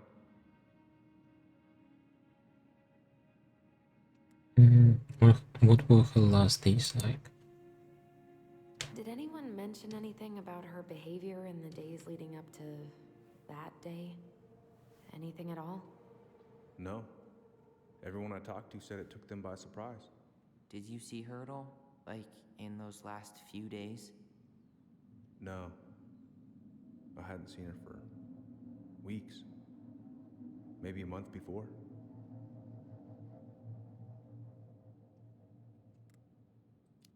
Thank you. Thanks, Uncle Eddie. If you want my advice, nothing good comes from stirring up old memories. We don't really have a choice about that. There's always a choice, son. I know sometimes it doesn't seem like it, but there is. Can we take a look at her file? Maybe we'd see something you didn't. Her file? Her case file, or police file, whatever you call it. You keep those pretty much forever, right? We do, but I can't just pull it out right here, right now. There are procedures. But you're the chief. Which makes it even more important that I follow procedures. Look, Chief Brown. Are you Yo, calm down. Are you gonna be a cop about Tyler! this? No, it's fine. Tyler, I know you resent me, but Fireweed was the best deal I could get you. I'm not mad about Fireweed, but I may be a little salty you kept my sister away for 7 fucking years. That's what this is about? Look, that was the court's recommendation. They're the experts. I just went along. Yeah, sure you did. Trust me, son. We all believed that what happened that night was self-defense, but we couldn't be sure. I can't believe this. Look, we couldn't be sure, okay? I was trying to protect you both. So you still not sure? What? You still think keeping us apart was the right call? She was traumatized. We needed each other to heal, and you took that away from us. So why didn't you let your sister visit when you turned 18 then, Uncle, huh? please. Let's move on. She's never gonna tell you how much that hurt her, but it did. That was about me. It wasn't about her. Allison gets that. And 3 years is nothing compared to 7. Right, Allie? Yo, we gotta choose. You gotta choose between the two of them. Eddie did his best for me. Being kept apart was wrong.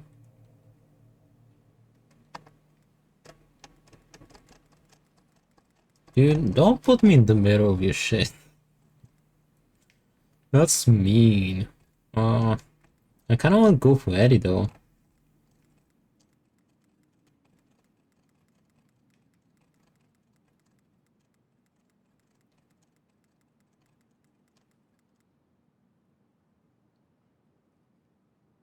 We already took...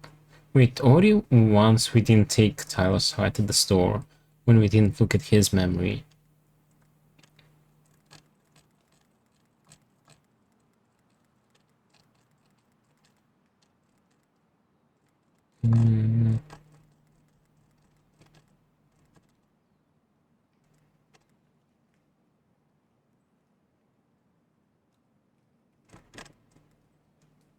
Just pick one dream scene. Some choices need to be thought through.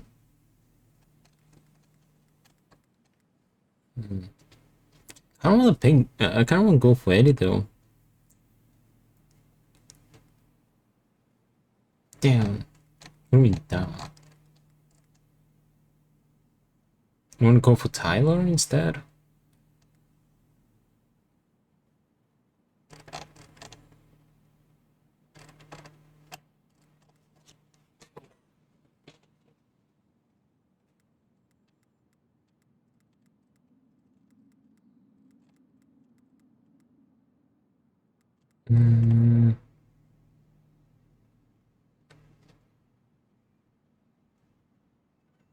I don't know, I just joined. What do you mean, you were here earlier? Oh, basically, Tyler, you know who that is already, and Eddie, who's the guy that looked after Allison. So waiting now. Okay. Well, Eddie was the one that looked after Allison while she was growing up, you know, after their mother died. I wasn't watching. Okay. And now Eddie and Tyler got into a fight. Tyler was like, "You bastard! You didn't let Allison visit me." And it was like, the court said that was the best, so I just, I trusted him. And Eddie was like, "Screw you." And no, Tyler was like, "Screw you." And then he was like, "Then why didn't you let Allison visit you when you turned 18, huh? How about that?" And Tyler was like, that was for me. That's, 3 years is nothing compared to the 7 that you did.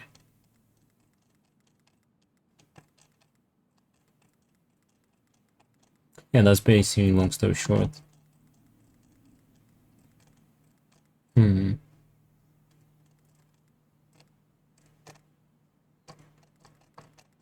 Bottom one?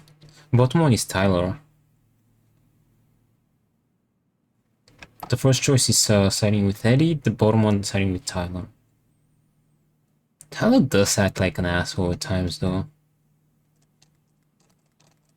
He does act a bit entitled. Yeah, they should have been together. I guess. But Eddie did do his best, I guess. Like, Eddie, I don't know, he was trying. She could have sent Allison to, like, I don't know, like, Tyler did kill his mom, also go with Eddie.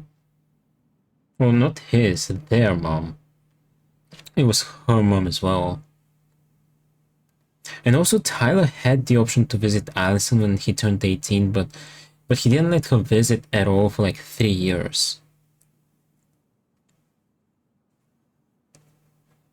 Like 3 whole years. And Tyler was like playing it down. You know what? 3 years was nothing compared to the 7 you did.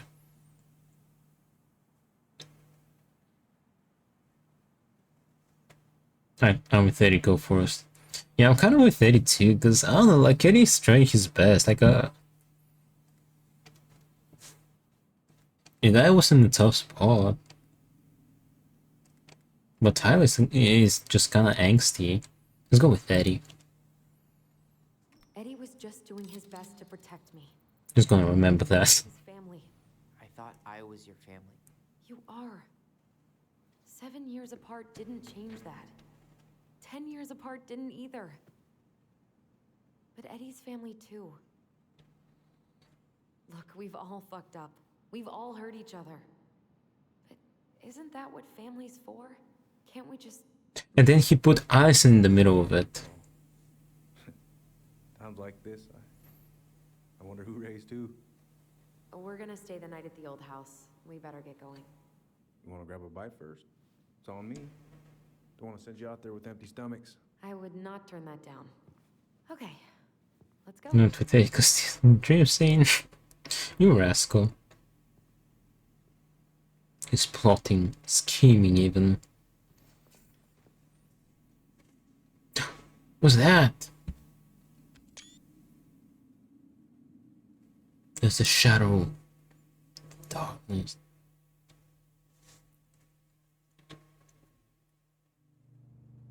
Ooh, that's a nice scene. I think we just finished chapter 1.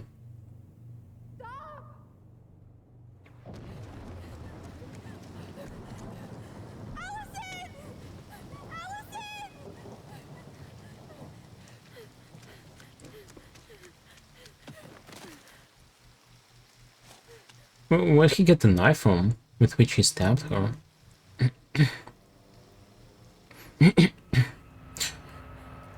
Wait, that's the hunter. Maybe she didn't have a psychosis. Maybe she was just protecting him.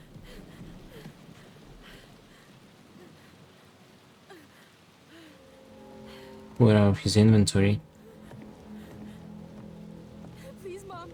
I'm sorry I cut my hair. I won't do it again. I'm going to kill you. No. Please. Please. Mom.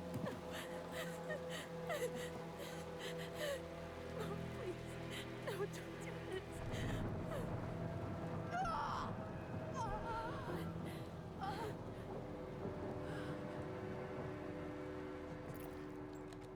Well, he didn't stab her. Oh, it was Allison.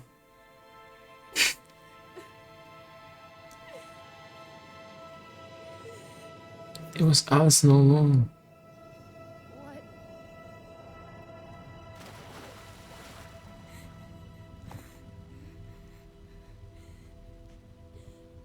Allison?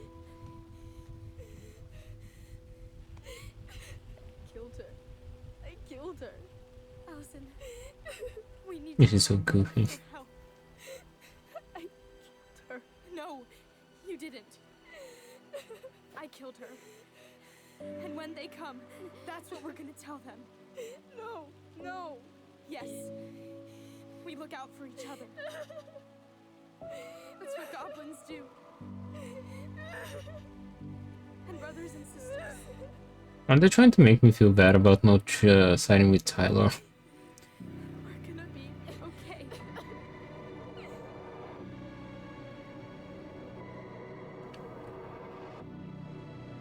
Yes. Unbelievable. In a cheap way. This game sucks. Chapter 1. You completed Chapter 1. We will still have the journal.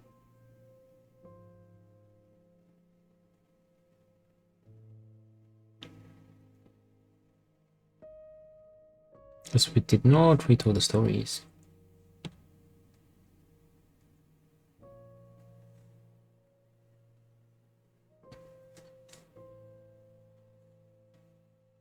GG. Well, that's Chapter 1. Chapter 1. You completed Chapter 1.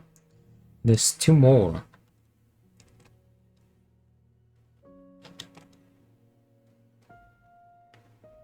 Figure out who inspired each book of the Goblin characters.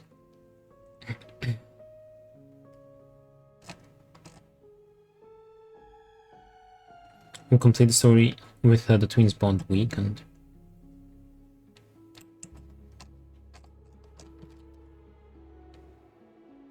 What? Watch the credits. Tyler and Allison. Allison was happy that Tyler accepted Eddie's peace offering. Oh, choices. 74% accepted the ring, 15 did not, and 11 threw it in the water. Yeah, this would have been so mean to throw it in the water. I like how Life Strange came to show you what people picked. Yeah, that's true. You can compare. I can switch to friends. Basically, that's Yom's. These are Yom's choices. Yeah, the only friend I have that has played the game is Yom, so we can see his choices. Allison was delighted to solve the princess's riddle with her brother. Yom solved it as well. Only 19% didn't solve it. That's good. Tyler felt unrecognized by Allison and lack of trust at the store. That's about 50-50. I chose Allison. Yom's chose Allison as well. Only 30% have sided with Eddie. I'm in the minority here. Tyler sensed a rift between him and Allison when she sided with Eddie in the situation. Yom's sided with Tyler.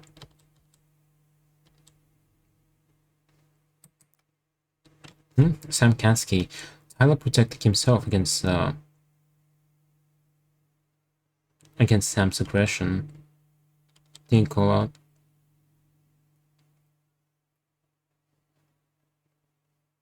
called out Sam.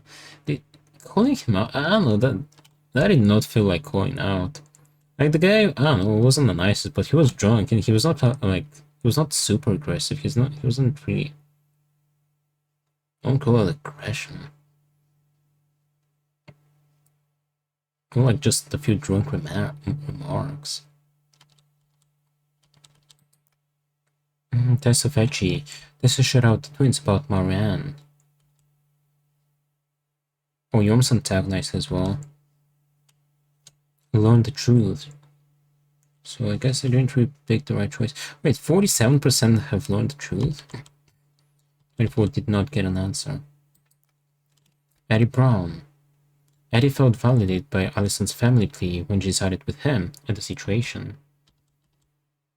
You sided with Tyler. See, like, we might have, like, had a dent with Tyler, but had a good dent with Eddie.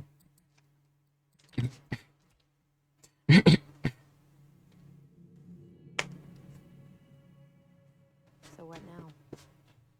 Well, he's obviously not going Eddie's a beast. So I say we go get it ourselves. Wait, you're not seriously thinking of breaking and entering a police archive? Go big or go home. Marianne Motor Report.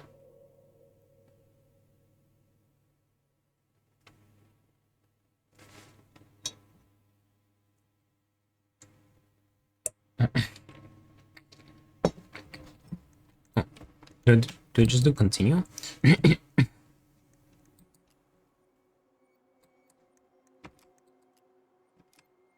Okay, well, before we start chapter 2, I'm gonna go pee again, and yeah, chapter 2. Okay, I'll be right back.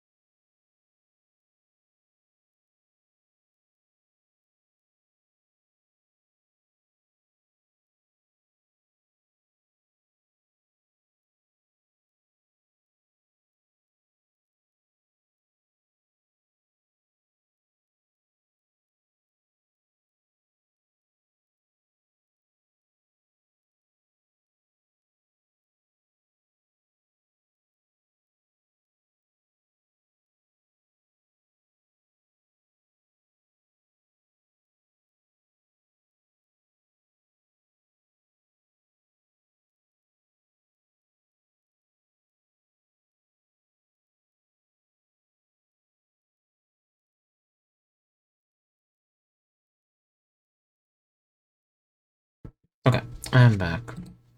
Why does it need to be every 5 minutes? Well, I went to pee like an hour ago. And I drank a whole cup of tea and half a glass of water in that time as well. Man. See, go in the soup. Okay, do we just do continue?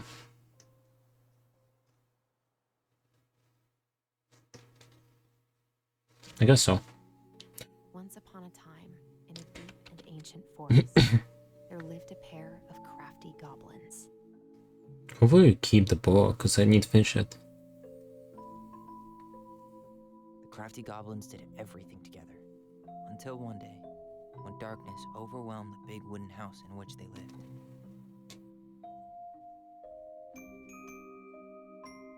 Blamed for the darkness, Brother Goblin was forced to leave the forest, while his sister had to stay behind.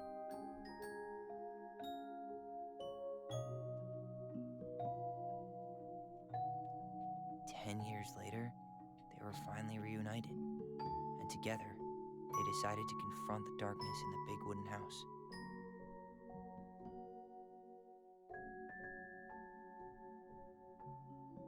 Though they sought the help of their friends in the forest, they found that no one wanted to delve into the long-gone past. Sam is the bear. Who's the frog and the moose? This is how the goblins found themselves alone in the woods, trying to discover why darkness had submerged the big wooden house. I think Eddie's the moose. And Tessa the frog? Yeah, the one with the coins is Tessa. I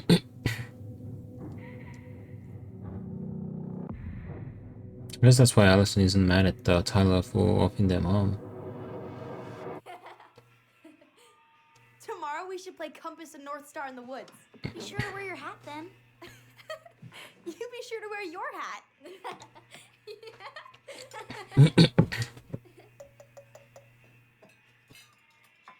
All right, who wants ice cream? Me! Eat up.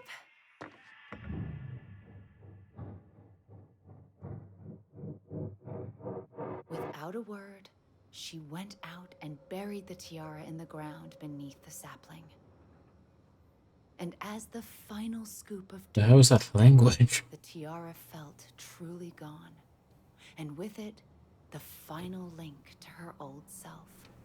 She could only go forward and find a new place for herself in this world, where she was no longer truly a princess in a tiara and a beautiful gown, but a wan woman, alone in a deep and ancient wood. And that was how the princess lost her most precious treasure. And her title. I don't like that story. There were no goblins, and it was depressing. We won't read it again. I love you, Mom. Not me. Just kidding. Love you, Mom. Mwah. I love Sweet. you too. She's their biological mom, not adopted. Sleep well and dream, my doves.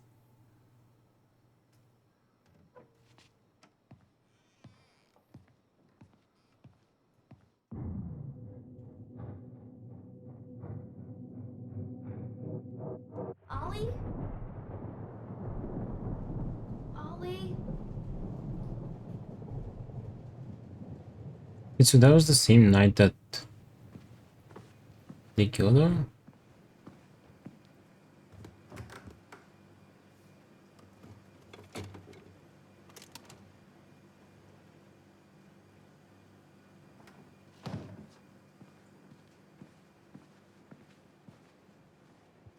What a waste.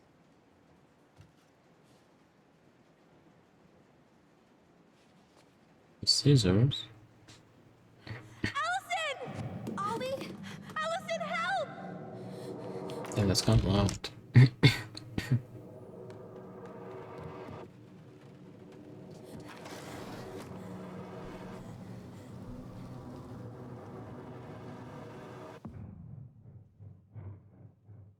Wait, considering that she was fine, like, I don't know, 10 minutes earlier.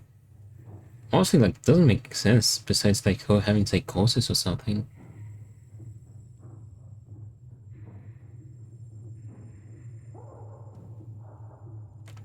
Like, she didn't hate them at all, like, she loved them, so she didn't have a reason to kill them.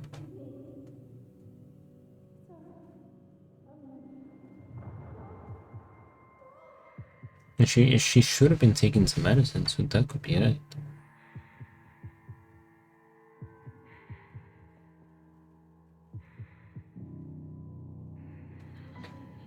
We need to call for help. Allison.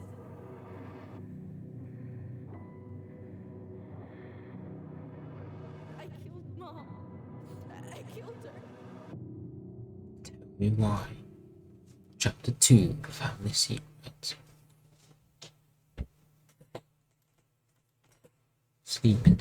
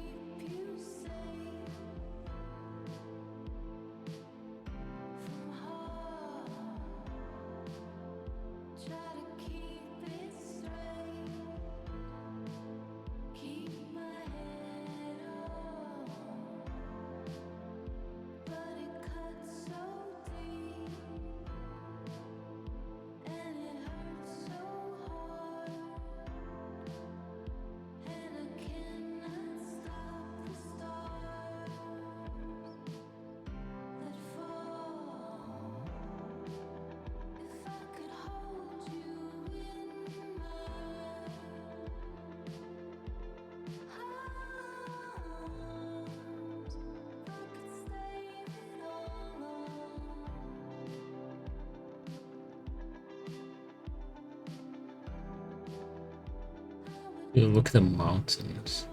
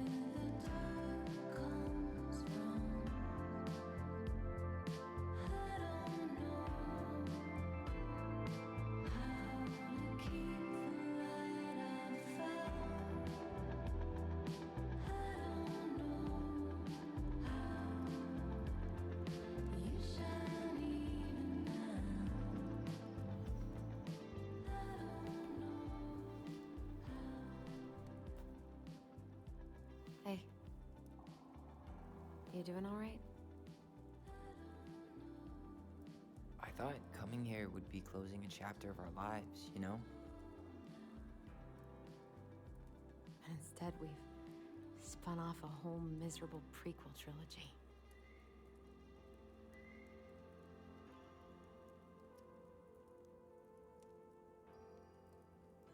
Okay.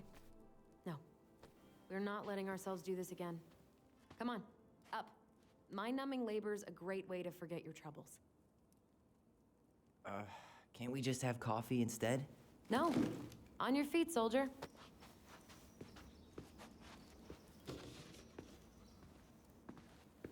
Let's take a break from packing and sort out the furniture.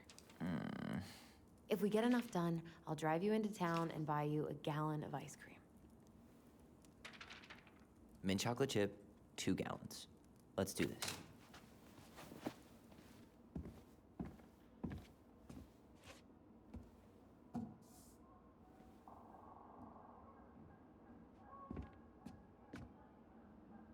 Goblin faces keep. $sign is donate or sell, and trash can is, well, trash. By the way, I cleared out most of the stuff from the bathroom this morning, but I left you the toilet. How very generous of you. We still have it nice.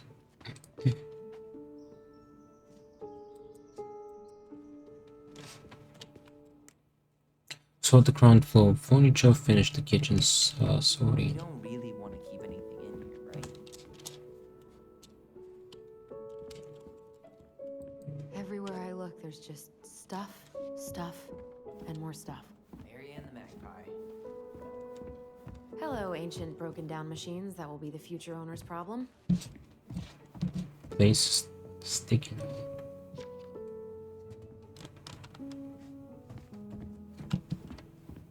Let's read another story.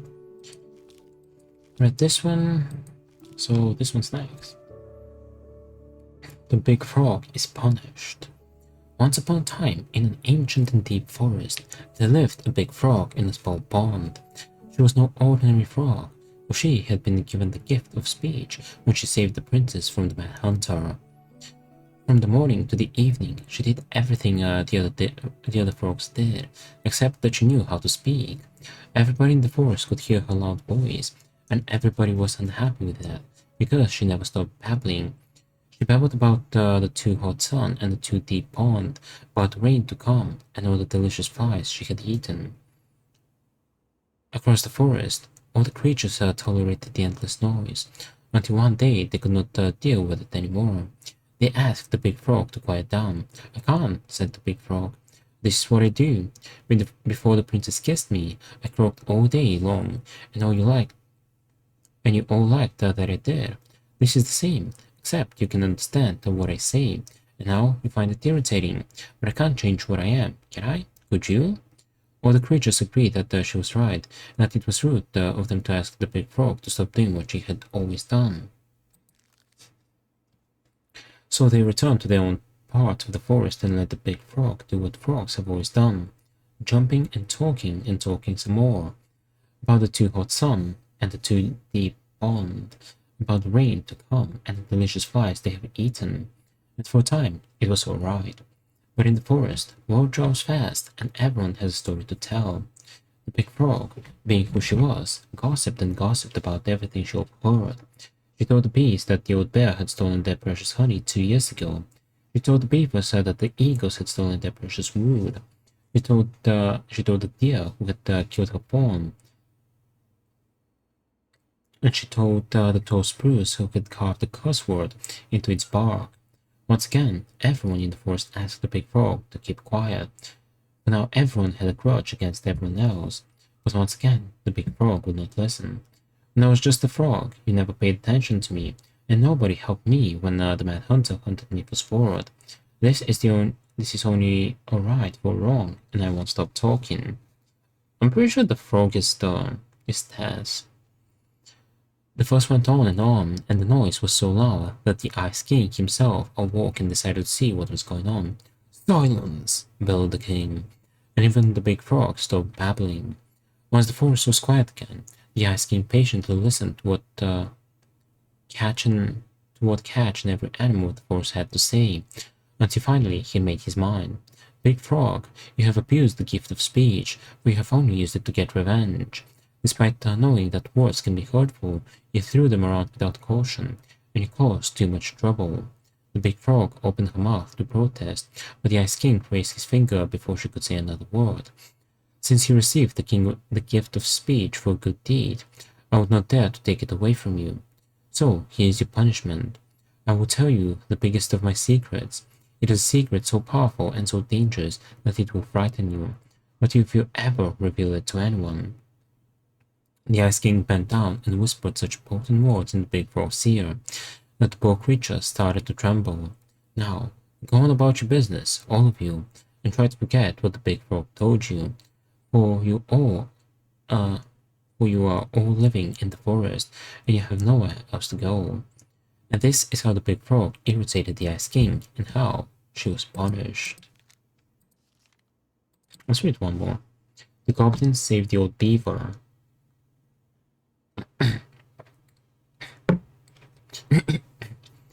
Once upon a time, in a deep and ancient forest, winter gave way to spring in a sudden burst of warm air that melted all the snow and all the ice all at once.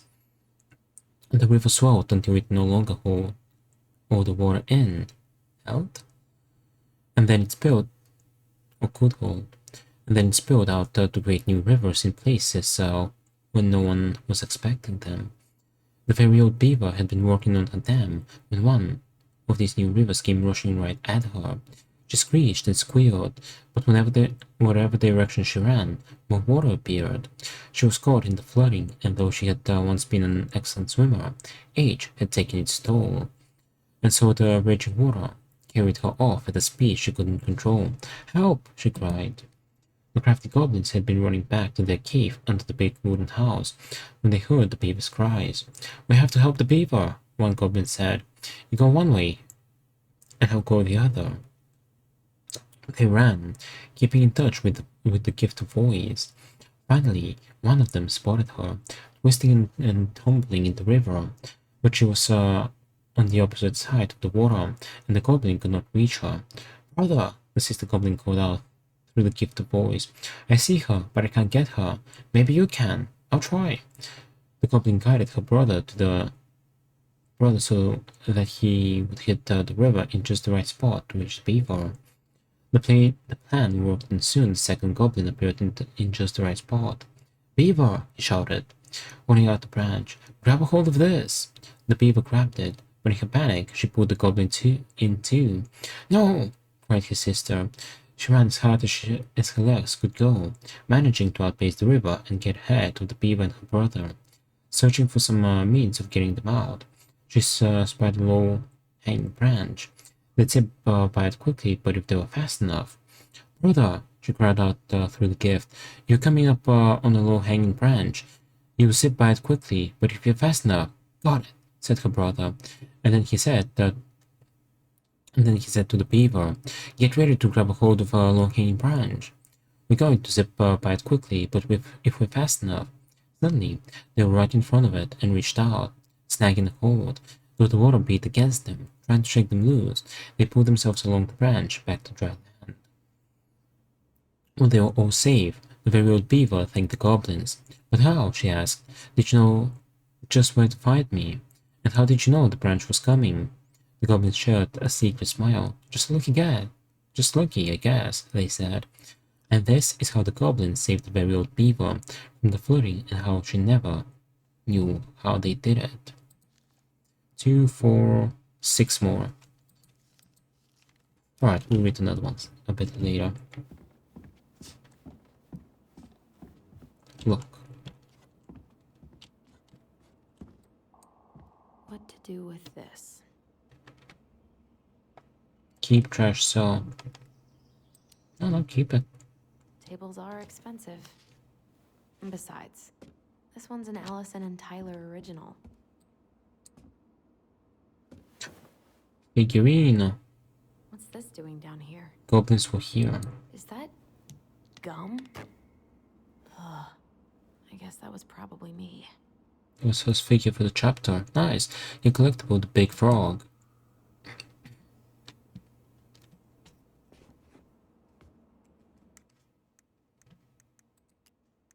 The big frog.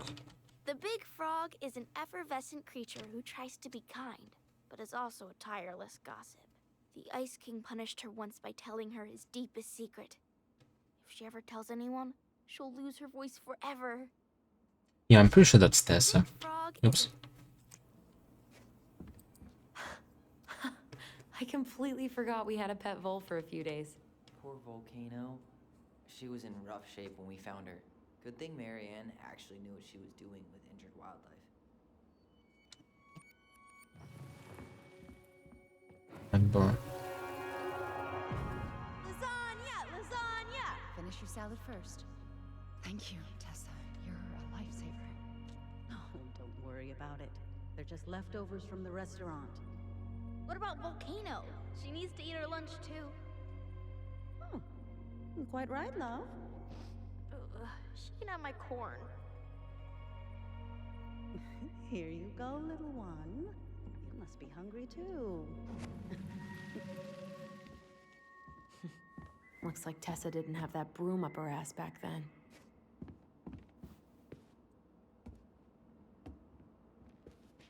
I guess it's finally time to take these pictures down. Yeah. Still deciding what to do with them. I don't know, they're happy memories. I mean, most of them are pretty happy memories. I guess. You look cute here. That's not me. I mean, it is, but... But not really. I get it. It's just weird. Seeing myself like that again. Damn. Didn't think a picture could throw me like this anymore. Did therapy help? Has therapy helped at all? Oh, yeah, definitely. My therapist really heard me when I said I was a guy. And she helped me get ready for the reactions I'd get, you know? It's dealing with other people that's been way harder than figuring myself out. At the end of the day, being able to look in the mirror and see Tyler, that's made the biggest difference. Which is why I'm scheduling my top surgery as soon as we sell this house. No more putting a binder on every morning. God, that sounds fucking amazing. Yeah, totally. Just so you know, I'll be there to help out when you do. Whatever you need. Thanks.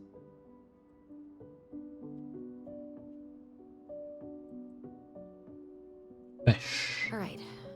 What's your verdict, Ronan? You know what? I'll keep a few. To remind us how far we've come. So my cat wants to go out, so hold on. Give me a sec.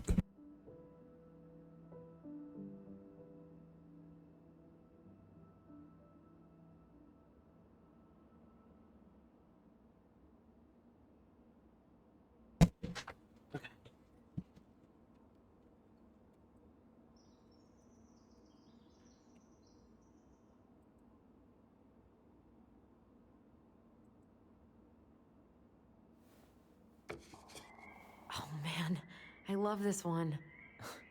Why do I look so pissed? I remember loving this. Maybe because Marianne was sticking a camera in your face? Come on, honey, smile like Allison.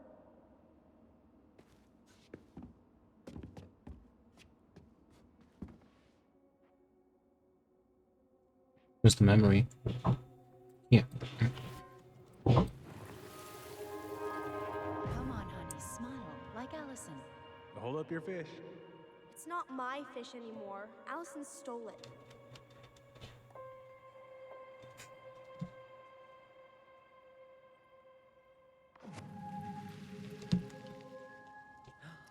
My sister, the fish thief. You were just being bratty. Was I, though? Yes. Yes. All I did was help clean it when we were out on the porch. Eddie had to force you to share. What's that? Gross stain is gross. What happened? Some unfortunate spillage that brought about the end of indoor tea parties. I hid the stain with my toys, forgetting that they would eventually be picked up. Brilliant move, Ronan. Oh no, scared? I was so afraid that Marianne would ground me for the rest of my life. But she didn't, right? No. I remember her saying that sufficiently adventurous play ensures that accidents will happen, and that it wasn't a big deal. But still, no more tea parties inside.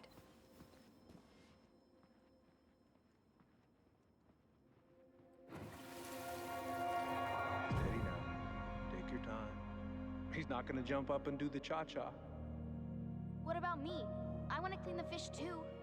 It's not even your fish. You didn't catch anything. Ugh, only because you wouldn't stop talking and scared all the fish away. Keep your eyes on what you're doing. Allison, when we're done with this half, you can take over and do the other one. That sound fair? Yes. You're right. I was kind of being a brat. Kinda. Ooh, look at that sunrise. Allison, I asked you to clean up the coffee table 3 times already. Oops, I forgot. Oh, I was taking a screenshot. I'll punch you. What's that? That's a nice face. I wonder if my horse figurine is still in there. Ooh, look at the fireplace. You what now? You're what now? You know, my blue toy horse. With the kind of melted face. The one you stole from me. What? That never happened. Yeah, it did. I won it at that little Halloween carnival they had at the school every year. You grabbed it and hid it in the pot. Then when I tried to get it back, you said there was a snake inside too. Why? Whoa, whoa, whoa. Hold on. I think I remember the snake part, but you didn't win that horse. I did. And you were crying because you hadn't won anything, so I gave it to you. That makes no sense. Why would you hide it if you gave it to me? Because kids are kids?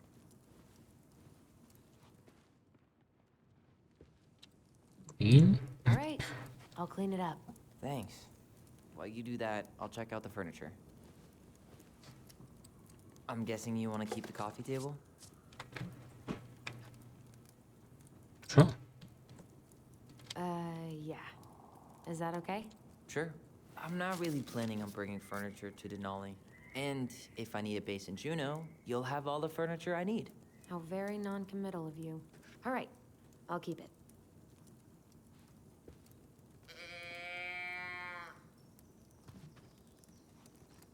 Are you gonna keep doing that? I really like that armchair.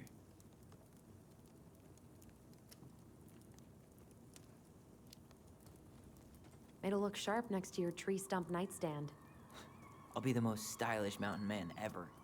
But I was actually thinking it should go in your library. Library? We may not even have a living room. I have faith in you. Keep. Maybe it'll be salvageable with a deep clean? Yes, you are.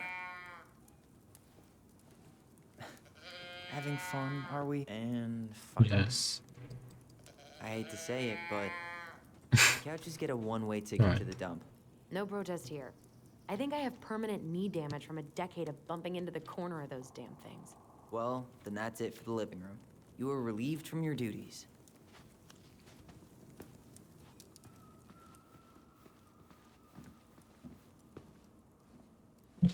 Yo, why is that couch going in the trash? Look how cool it is with the bears.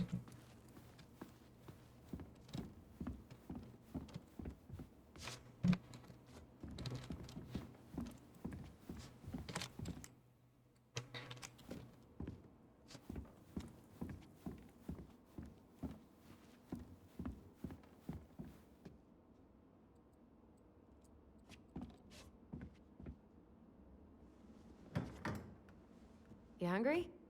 We have a whole lot of nothing. I was hoping maybe you could make me one of those pickle and ketchup sandwiches.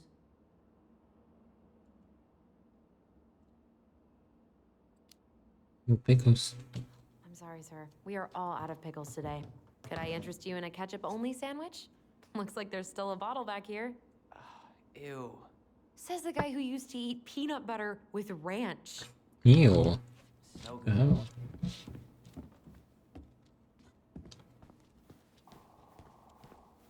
Salmon? Dumping cakes. Ingredients: 1 can cherries, 1 can crushed pineapple, 8 ounces chopped walnuts crossed out by twins, chocolate chips. For the cake mix, 2 cups flour sifted, 1 teaspoon salt, 1 cup white sugar crossed out, brown sugar, 1 board syrup, 1 teaspoon baking powder, 3/4 cup, 3/4 cup buttermilk, cold. Use margarine. Use a 9 by 13 inch pan mix. Cherries and pineapple. Mix cherries and pineapple. Sprinkle cake mix over the pineapple and cherry mixture. Sprinkle walnuts over top. Walnuts crossed out. Drawing of chocolate bar instead. Bake in a 350-degree Fahrenheit oven for 35 to 40 minutes or until golden brown. Every day, please, Mom.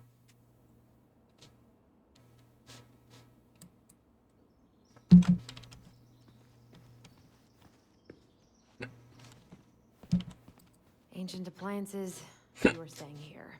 Hello. That oven looks in okay enough shape. No way. We are not moving the oven.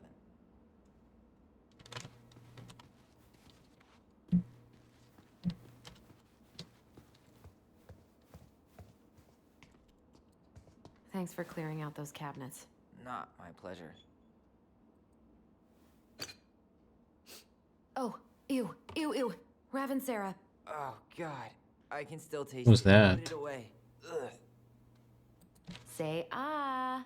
I remember cutting off shaving cream beards with these. Yeah.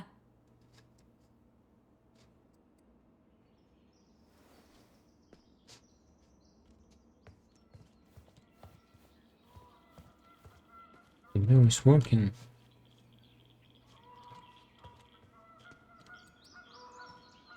What about that dresser? If you want your towels to rot, go for it. We could clean up. Maybe someone could clean it up? It's well made. Your call. I'll keep it. I don't know if it matters.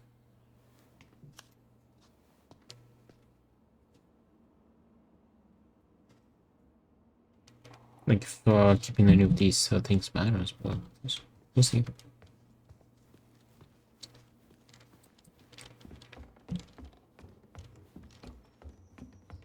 And what do you know? More stuff. Ooh, what are Those those? paddles are pretty cool. Dibs.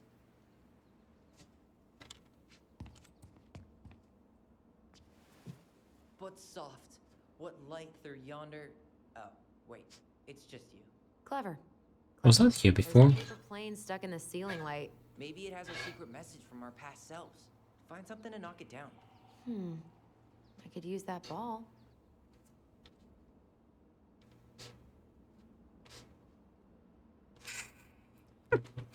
I want to see what it says. Let's see if I can still do this. $5 says you miss.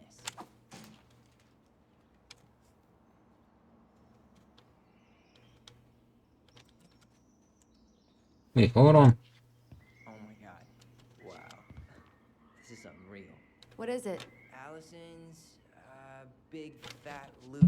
That's You're it no then. better at insults. I'm coming to than smack you. Why mess with perfection? Hey, did you finish packing upstairs? Nope. There's way too much junk to sort through.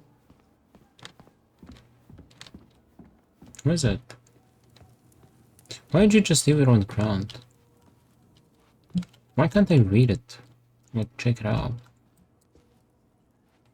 Smack.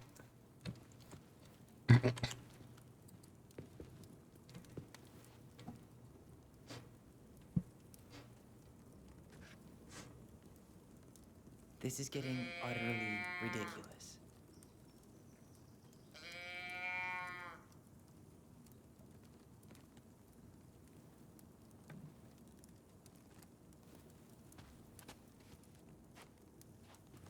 Can I take the ball back so I can smack him? Crummy table and wobbly chairs. No, I'll keep it. A nice tablecloth could hide the stains. A tablecloth? Ooh, fancy lady. Oh. Oh, God. That's... What's that smell? It's you.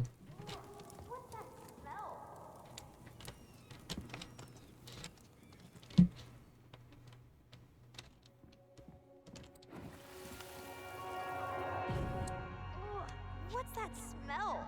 Smells like delicious garbage. Ooh, yes, delicious indeed. Or could it be Stinky Pants Sam? Oh, Stinky Pants Sam! Come on now. Sam got that smell getting a skunk out of our barn. Be nice. A skunk? What did you do to her? Is she okay? Sure is. She just went hunting for food and couldn't get back out. All she needed was a little nudge to get her on her way. Sam Kansky, hero of skunk kind. I remember being super impressed by him. And it made me want to be a wild animal superhero, too.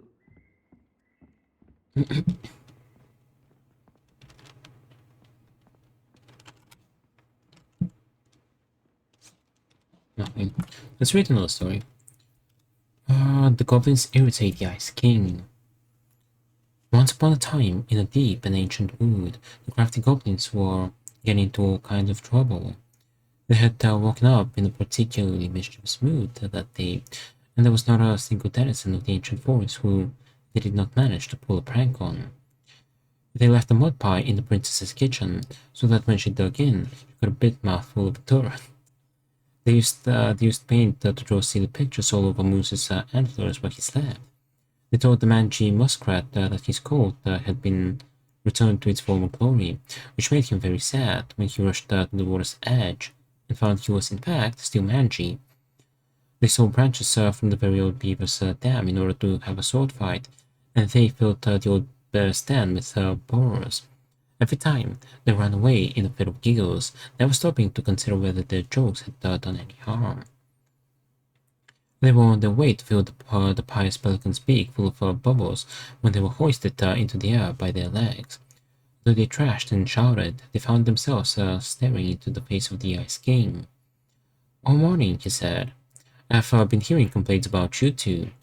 "They're just pranks," said the goblins. "The Ice King is probably Eddie."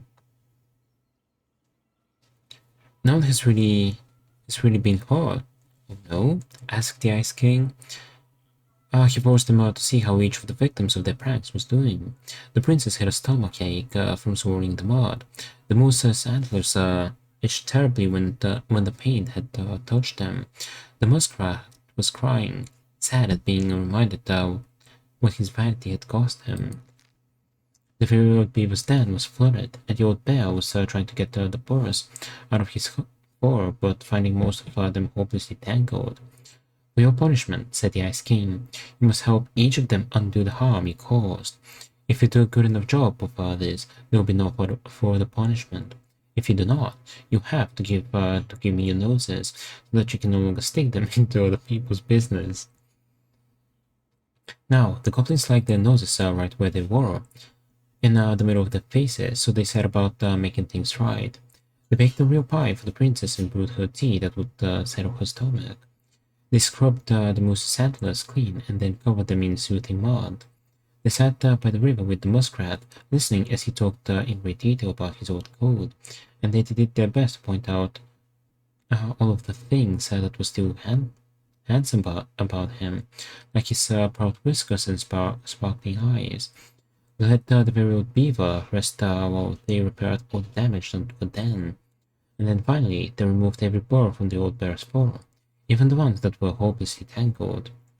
In the end, they came before the Ice King to see if they had done enough. The Ice King surveyed the forest and found that everyone seemed to be back to normal. "What did you learn?" asked the Ice King. "Tell me why. Ain't nothing but a heartache." Welcome back, Zone. How you doing? Let me do a shower.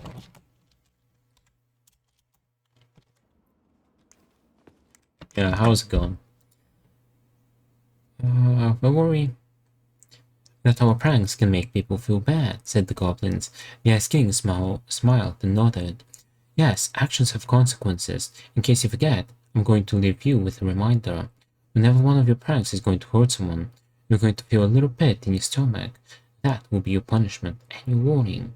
So every time after that the goblins set out to do a prank that went a little too far, they felt a little pin in their stomachs, and they were forced to consider whether it was the right thing to do. "I'm good, brother. How are you?" "I'm doing good. I'm gonna have my, well, not final week, but last week of this semester of uni. And after that, our session with exam starts. Or at least I'll have some time without, like, classes. And then I'll have my last semester before I graduate. And that is how the goblins irritated the Ice King, and how they were punished. This game is removed from Steam? No, it's on Steam. Hold on. I'll send you a link. If you want to play it, by the way, in June it goes free. The first episode is free. But episode 1, like 2 and 3, go free during June. The month of June. It's not available in my reach. Wait, I think I know why. I think it could be because it probably considered a war game, because this here fellow is trans. Probably that's why. Oh, but I have it in my... I have it already in my library. Nice. Take a break with me. Ooh, join. Starting the fire again? Yeah, I'm gonna boil some water. You want something to drink? Good for you guys. Yeah, same.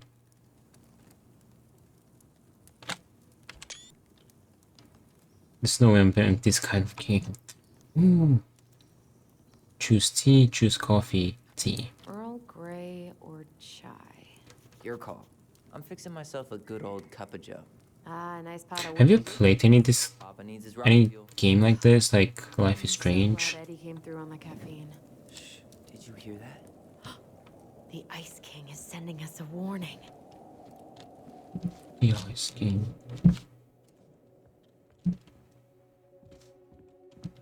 Life is Strange 1, yeah, I played it. Did you like it? Oh, Detroit Become Human. I haven't played that one. Punishment, said the Ice King. You shall be banished from the forest. And if you dare come back before the new moon, Hell yeah. feel my anger in your gut. Try that, bro. I don't need to get... Speak. I don't need to get Detroit. I've played Life is Strange 1. Really react. But I don't have Detroit. He may be intimidating, but he's always fair and never. Detroit's one of the best. Yeah, you're right. Maybe he tells the goblins to help the people they hurt instead? Great idea, sweetie. Why don't we think about it at dinner? I'll put everything away for safekeeping while you go wash your hands. Can you put them in the binder so they don't get stained? Of course, love.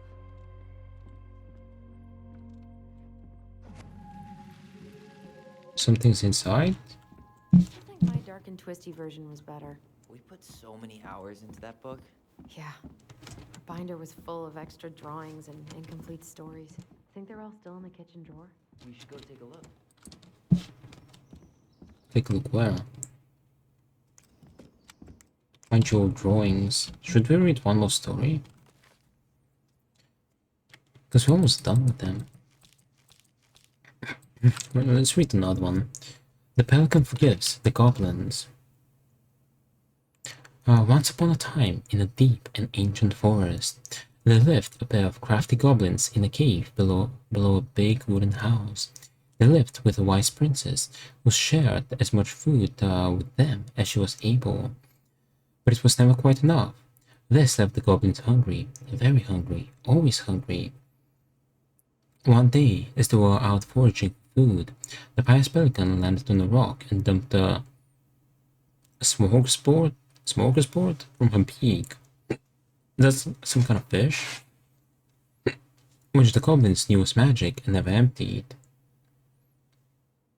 There were king crabs in red, blue, gold, and scarlet, veiny blue shrimp, pink shelled scallops, oblong brown clams, purple spiny urchins, and even one prickly red sea cucumber.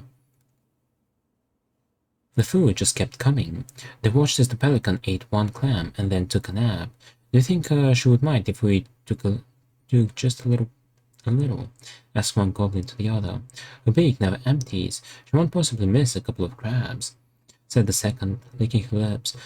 They were agreed, and so they crept over, flinched some crabs, and ran. The goblins scarfed the crabs, but when they finished, they found that they were still hungry. She won't miss a handful of shrimp, said one goblin to the other. The goblins carved shrimp, but when they finished, they found that they were still hungry.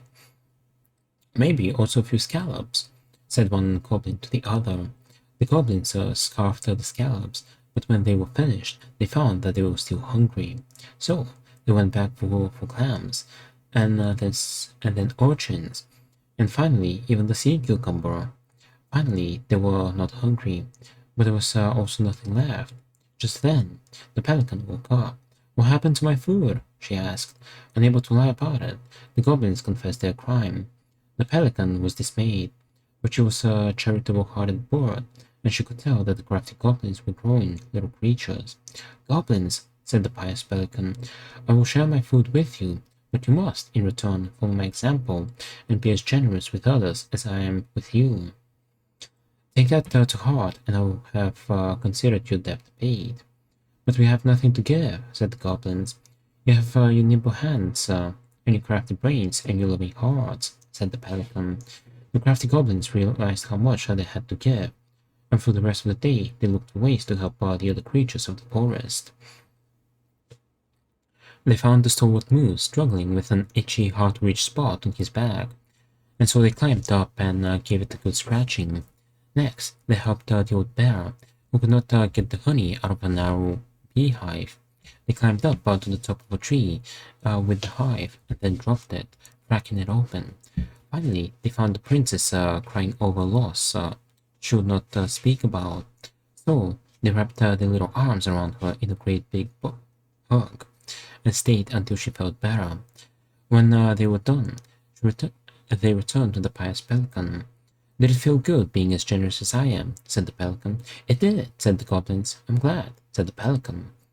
We all have problems that we can't solve on our own. But if everyone goes about with generosity in their hearts, then there is always someone on hand to help. But we all must commit to do so, or there may be no one there to help you when you need it. This made sense to the goblins, and they thanked the pious pelican for her food and the lesson. Of course, by this time they were hungry again, and that remained an ongoing problem until the day the stalwart moose taught them to fish, but that is another story. And that is how the pious pelican forgave the crafty goblins, and how she taught them charity. We have 4 stories left. I don't want to finish them. Also, hold on. I'm gonna take another quick break and keep going. Alright, I'll be right back.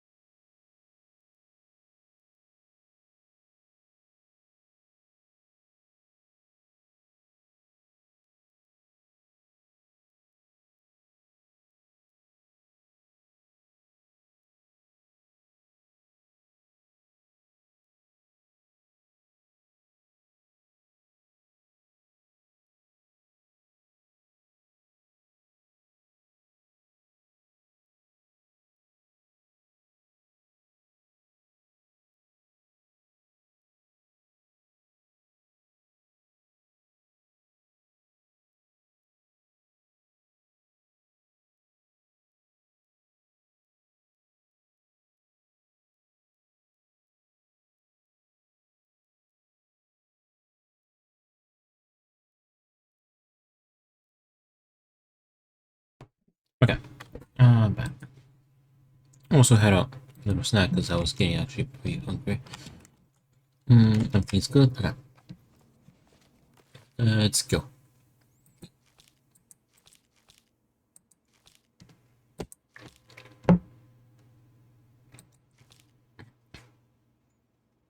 Let's finish the stories because we're just 4 away.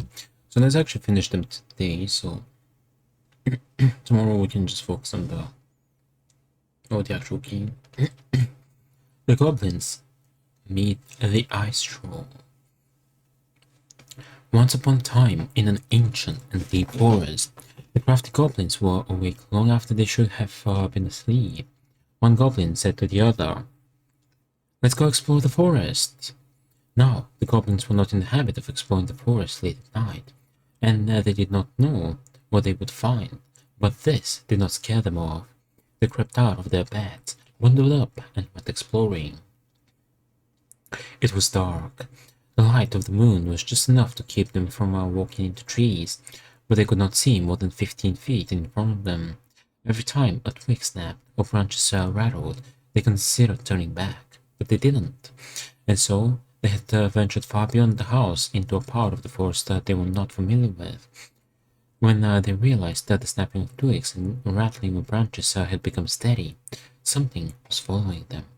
They turned to run, but a hulking figure emerged from the darkness, sweeping them up with a giant hand and stuffing them into a burlap sack. The goblins wiggled and cried out, but the sack remained shut as their captor stomped through the forest singing, "Whittle-diddle-dum, whittle-diddle-dee, in his bag's a meal for me." After a lot of thumping and thudding, the bag opened, and the goblins were dumped into a giant iron pot full of warming water. A huge troll stood overhead, grinning down at them through long bushy white eyebrows. "I am the ice troll, and you are my dinner." He ready to cook the goblins, singing, "Whittle-diddle-dum, dum-dee-dee, there's soon to be a soup for me." Finishing his ditty, he went over to stoke the fire beneath the pot and let out a loud noise of pain, rubbing a spot on his back that always ached. The troll stood painfully and walked over to a stone shelf where he began to chop potatoes. One of the goblins had an idea. She whispered to her brother, "Follow my lead." Don't they have telepathy? Like, why are they whispering? The goblin stretched out in the water, floating and letting out a sign of contentment. "Ah," said one of the goblins, this is the most relaxed I've ever been. "My body feels so good. I think I could run 100 miles without stopping," said the second. The troll peered at them. They weren't supposed to be happy about being in the cook pot, but they certainly looked like they were. "Troll," said the goblins, "if your back is hurting, you should try staying in the water, just for a little bit, before it gets too hard." The troll stomped over. "But if I take you out, and then you will escape, and there would be no soup for me." "Put us back in the sack," suggested the goblins. "Then we can't run away."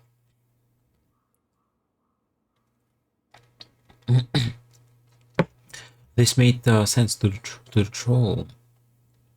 The spot on his back that always ached was still bothering him, and the goblins couldn't go anywhere if they were trapped. So he stuffed the goblins back in the sack and climbed into the soup pot. He stretched out and let out a sigh of contentment. Meanwhile, the goblins threw themselves around in the sack until it began to swing. The troll was so relaxed he didn't even notice. The bag dropped onto the shelf where the troll had been chopping potatoes, and the goblins pushed it up against the edge of the troll's knife, sewing home. Then they made a break for it. The troll finally noticed what they were doing and roared out in anger. But he was so relaxed that when he tried to chase them, he tumbled out of the cookpot and into the flames, catching his bushy eyebrows on fire. The goblins ran and ran and ran as fast as they could through the ancient and deep forest until they were back in their cave and safe in their beds. They vowed never to venture out in the ancient and deep forest late at night. Again, for they did not think they'd get so lucky as to trick the ice show twice. Yeah, just checking if I close my window. And that is the story of how the crafty goblins met the ice troll, and why they never did again. Alright, 3 more.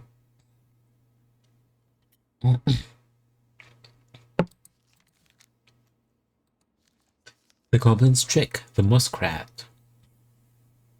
Once upon a time, in a deep and ancient wood, there lived a muskrat. The muskrat was a lazy, cowardly creature who did little but lay around in the sun, cleaning his beautiful coat until it shone. One day, the muskrat found the crafty goblins playing king of the mountain on his favorite rock. He was too cowardly to confront them directly, and so he retreated to a safe distance and then pitched a stone right at the hornet's nest hanging overhead. One of the goblins saw him do it, but before she could say anything, the hornets emerged, furious, and chased the goblins away, stinging them. With the rock empty, the muskrat claimed his spot. When the goblins returned, they asked the muskrat, "Why did you do that?" "I don't know. I don't know what you're talking about," he said, turning away to ignore them. The goblins knew that the muskrat cared for nothing but his coat, so they devised to steal it in order to teach him a lesson. As the muskrat lay in the sun, he spied the goblins strutting by. The skin was covered in flecks of gold. "Goblins," called the muskrat, "what happened to make your skin shine that way?" "When we were attacked by the hornets, we ran and ran until we found a pool by the glacier. We dove in and then came out this way." Would you show me this pool?" asked the muskrat.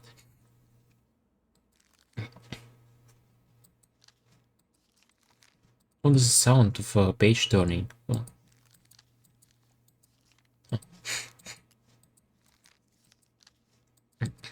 Oh, this indicates the pages.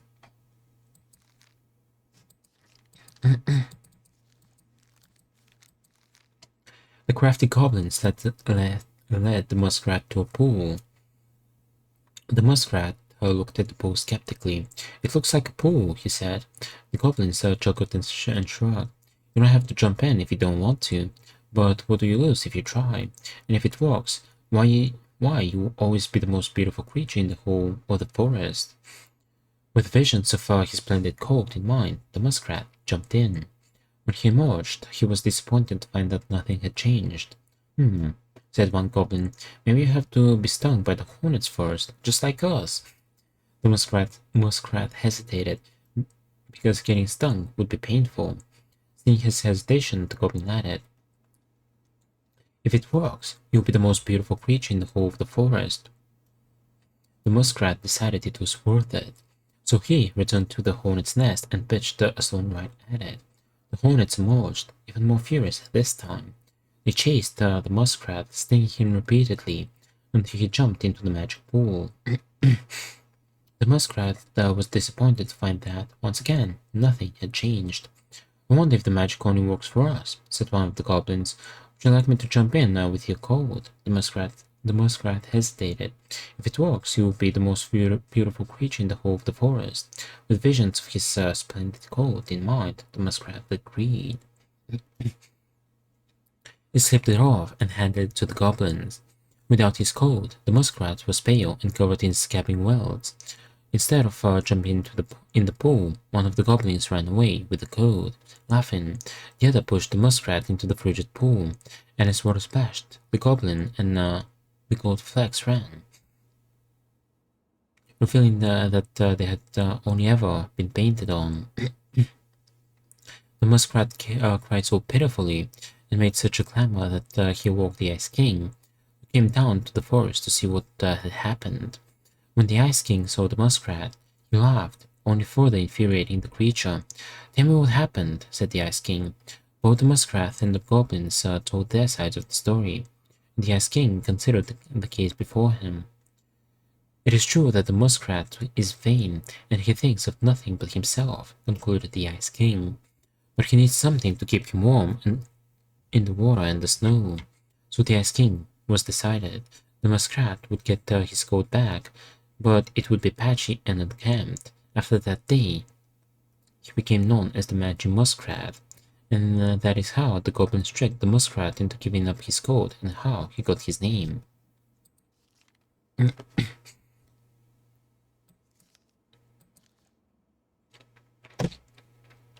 Oops, okay. Last but one. Oh, the moose is, Eddie. Eddie is the moose. He taught them how to fish. Oops.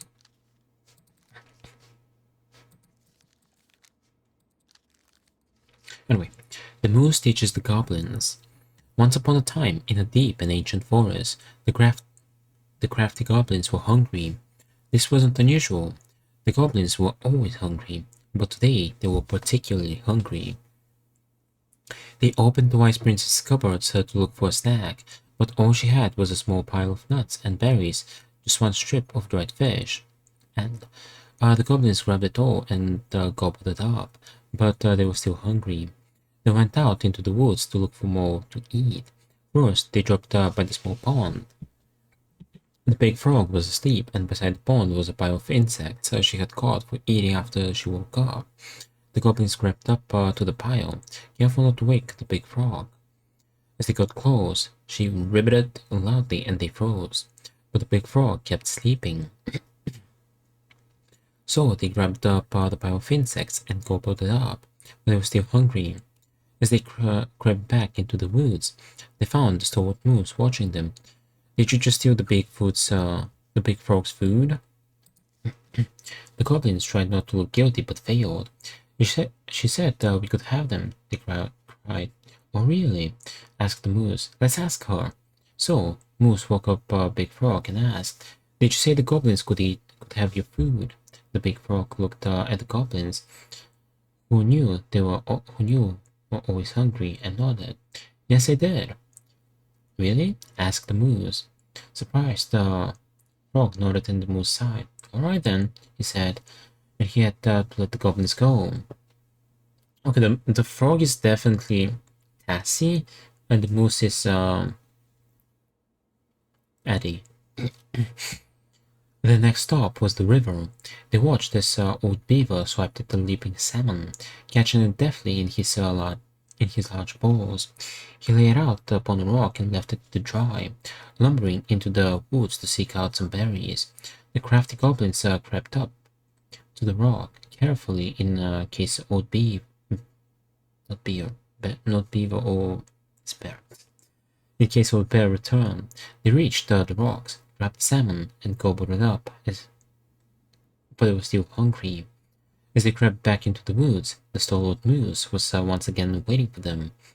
Are you going to tell me Old Bear said you could have that? Yes, replied the goblins. Old Bear ambled up at the moment, and Moose asked him, Did you leave that fish for the goblins? Old Bear looked at the goblins, who he knew were always hungry, and nodded. I did, he said. Really? Asked the Moose. Really, said the Old Bear. After Moose left, Old Bear said to the goblins, Be sure to tell the princess I was kind to you, and don't steal my fish again. The goblins, still hungry, went out looking for one more meal. They crept up to the mangy muskrat's lodge and began to climb inside when they were dragged right back out. The stalwart moose dangled them by the seats of their pants and said, Now, I know Mangy Muskrat didn't tell you that you could eat his food because he blames you for his coat being ruined. Besides, he barely has enough for himself and doesn't share with anyone. The goblins began to protest, but he shook his head. He set the goblins down and said, Come with me. The goblins followed the stalwart moose to a part of the river where it ran slow enough for them to walk into it safely. He gave them each a fishing line and said, I'm going to teach you to fish, so when you're hungry, you do not need to steal from the animals of the forest. It will be hard work, but it will be honest. The crafty goblins were not against working hard. They were just hungry, and so they listened to Moose and soon pulled the wiggling fish out of the river. They ate them up. They ate them up, finally, and finally they were no longer hungry, and that is how the moose came to teach the crafty fish, the crafty goblins to fish. Alright, final one.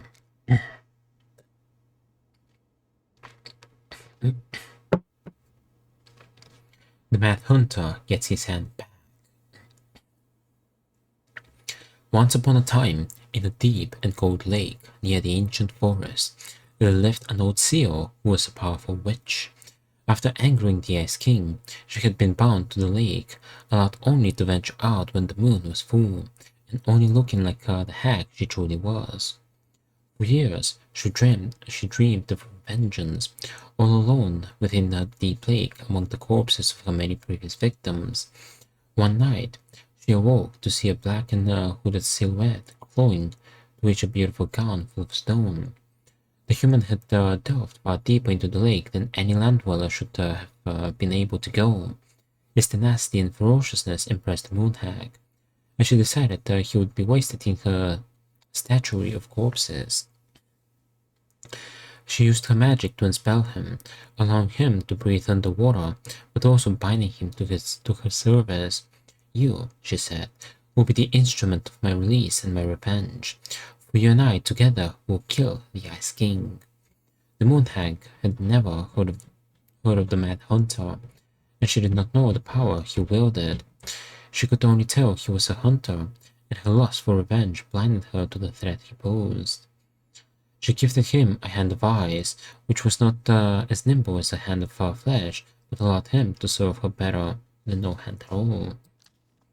The moon hag spent years devising the perfect plan to kill the Ice King, and years more moving all the pieces into place to execute it. In the meantime, the Mad Hunter served her, guarding her chest of treasures including his own plots. Finally, everything was prepared. The full moon rose and the moon hag stepped on land. Kitty, at the thought she would never have to leave again, if it did not please her. Shepherd Mad Hunter took his post, a jagged peak of ice and stone from which he would loose the arrow that would slay the Ice King. Before she could go, he put forward a proposal.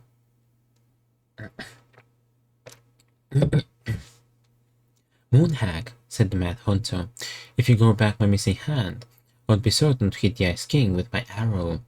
We'll have only one shot, and I would hate to miss it. You're a powerful witch, so you'll be able to craft ticks to bind me to this place that I cannot break. The moon hag considered it. Alright, I'll grow back your hand, and then bind you here with ties that will not break.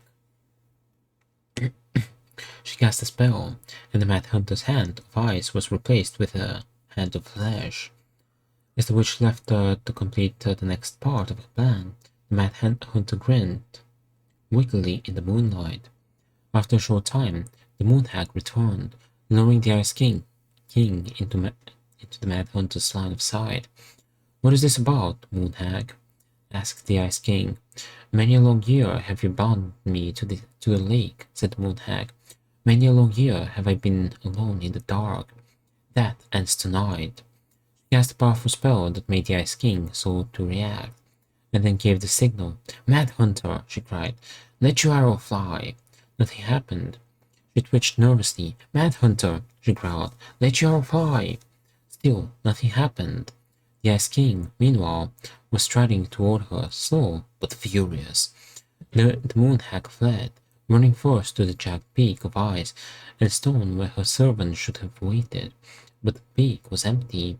The ties had been broken, and the Mad Hunter was gone.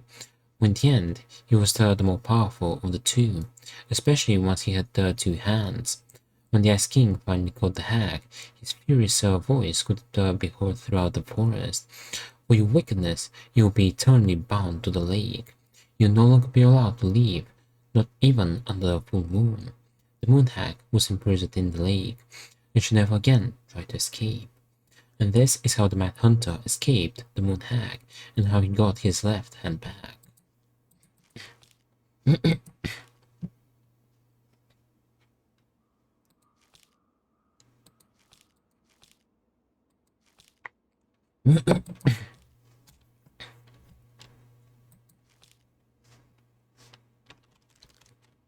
That's it.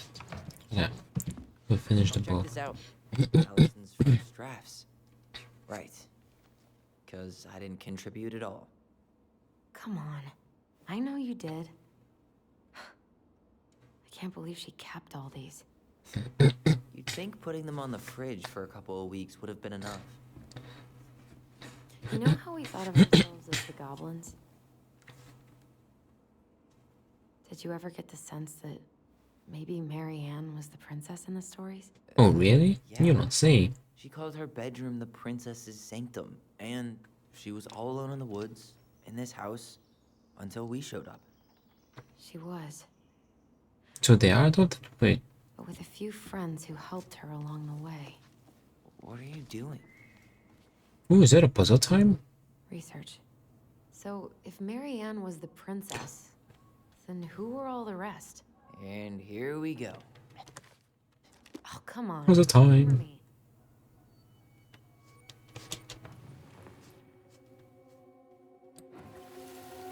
Well, I know some of them.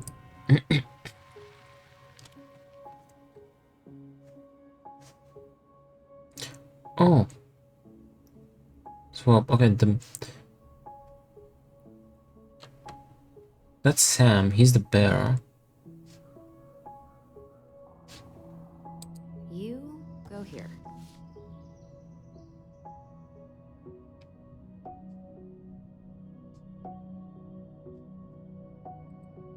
The bear was the most helpful one. He was always around. Stalking her? What? No. I mean, he was kinda always there, lurking.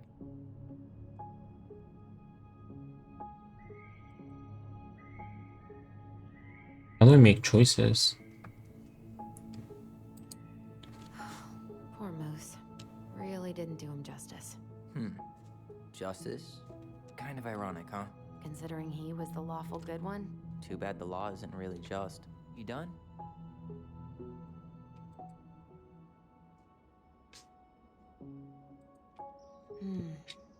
Pelican. She was the most generous one. Yeah, but there was always a catch.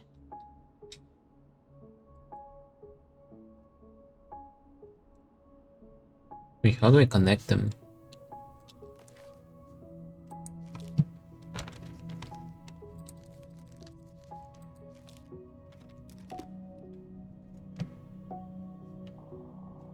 How do I connect them?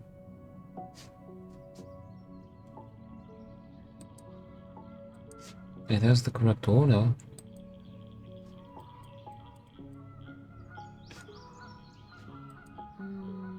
This one.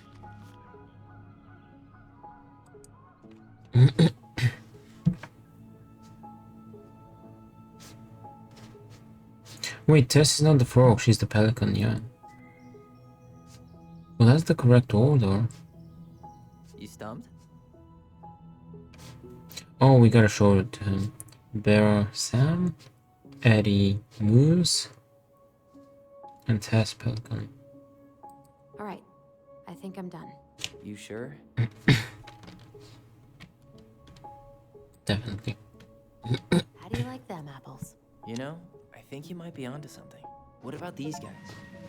I got an achievement. In real life people, or this one. Try to associate the character set with a real person. Guess who? Figure out who inspired each book of the character. The specific human attributes you have assigned to these forest animals are truly thought-provoking. Indubitably. Yep, totally Mary Ann. Why a princess, though? Why not a queen? She hated authority. Yeah, she'd have been a terrible ruler.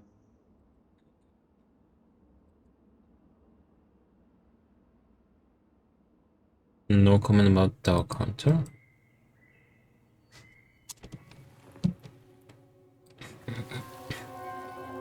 You better hurry, or the Mad Hunter will catch us! We need to hide. This way. What's going on? The darkness. I don't know. Is he here? Is Is he really here? I don't know. I'm scared. Go away! Yeah! Go back to the forest!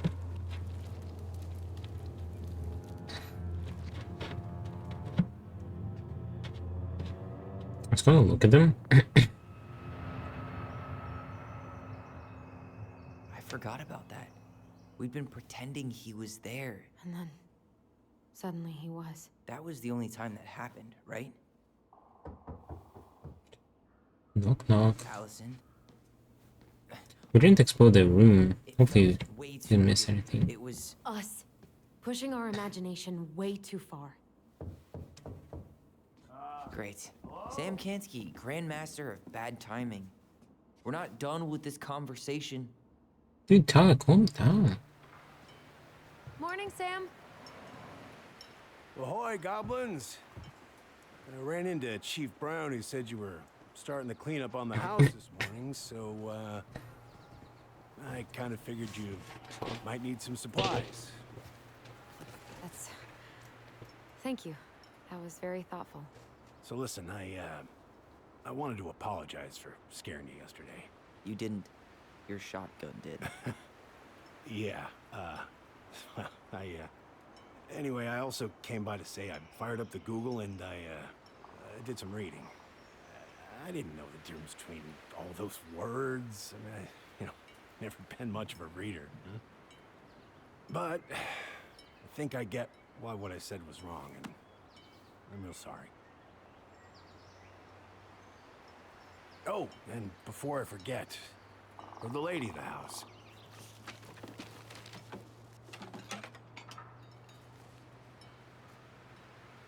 What are It's her those? mom's favorite recipe. I'll make it darn near every week. Think of her every time. Thanks. But we don't have a stove. Still no electricity. Oh yeah, fuse box is busted.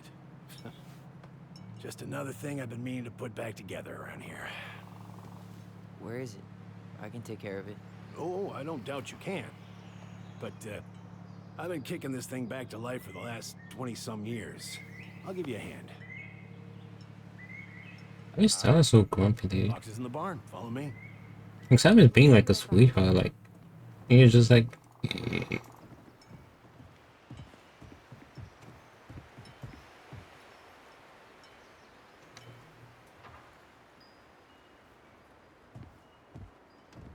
Yeah, maybe we should have gone to the room. I didn't think that would progress the story. That apology was something. Come on. We need lights. So be nice to the helpful man. It's also be nice. Anyway.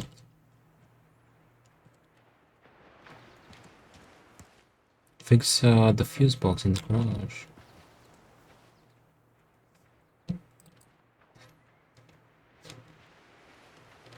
Well, we've already explored the outdoors, but I don't know, there might be something new. Come on, Sam's waiting for Oh.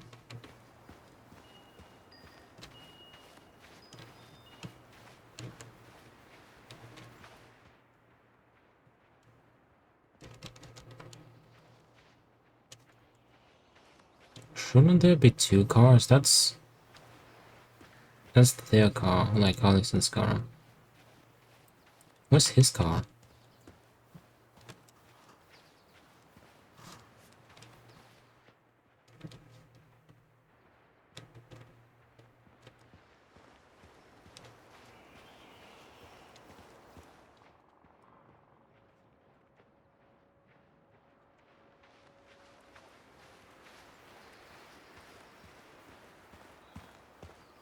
Hello. So, how's school? I graduated already. Outdoor studies. Oh, outdoor studies, huh? Well, it's a good thing I came along when I did. You know, I built this here barn for your mama.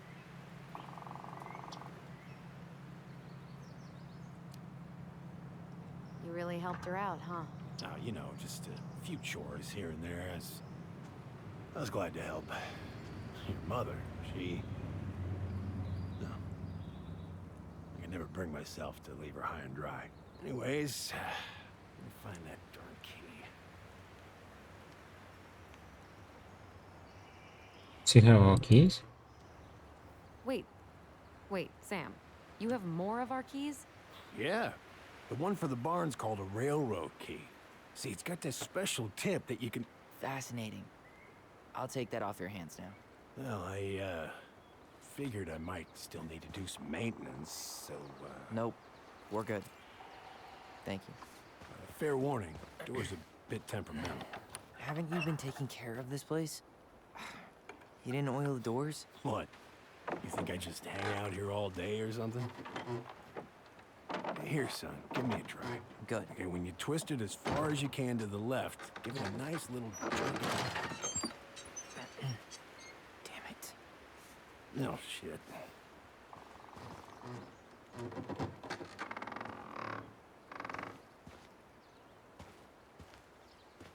You broke it.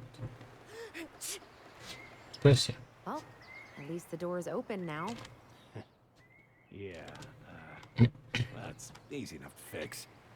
Now, that fuse box. Oh no. You and you are going to clean up your mess. I'll take care of the fuse box. But I didn't do it. I'm not. You did. Go on. What do you mean you didn't do it? You pulled it yourself. Rascal? That's fuse box. Fix. Hold on. This is a prime spot.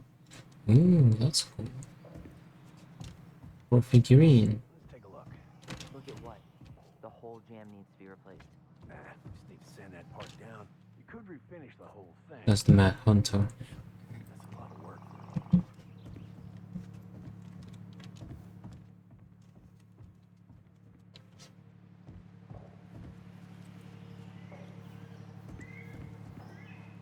No figurine?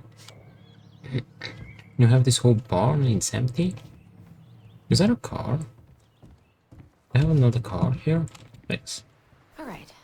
Fuses go into plugs. Should be easy enough. Okay, main range, dry water heater, kitchen outlet lights. 5 is generator heater, garage. Marianne, I wrapped up your electrical board. I can run, but in case you want to check it out, you have not to overload the circuit. You have to use 15 amp fuses for the garage. Amps total up to 120 amps for the whole house. Sam, yes, pretty proud of myself. Once I've respected the right color coding. Each fuse should have the right color cable. Okay, hold on. I have to use 15 amp fuses for the garage.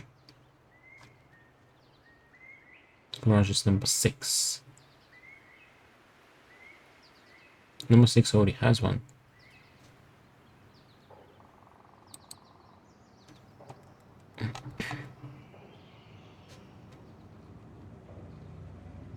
Generator heater? Do we need that? But it's already like a 15 there. 56, wait, 30 with that. 60, 80. It would be 80 total.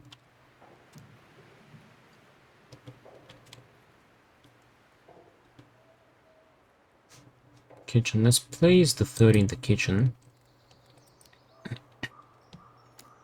feel that would take the most electricity. Lights. Oh, we have multiple fuses. Okay, hold on, we need to do math. Generate the heater. How much would we need?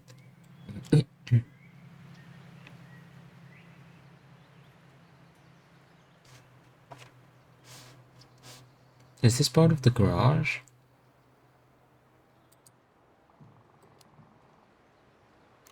$30.60. How much? 120.60. 16, you have 3 more. 20, 40, 60. Let's place a 20 on each other one. each in the other slots. Let's try this one.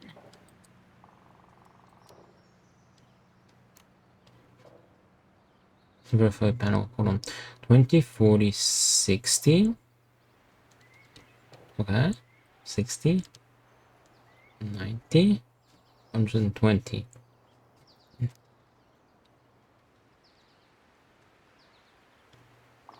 Wait. You have to use 15 amp fuses. The crash amps total up to 120 for the whole house. Does that include the outside? That's not right. You sure you don't need a hand? Hey, I'm moving at my own pace. I need to know this stuff. Alright. Women, huh? Don't do that, Sam. Did you read the note next to the box? 20, so this needs to be 120, right? 20, 40, 70. What's the first one? Oops. Water heater.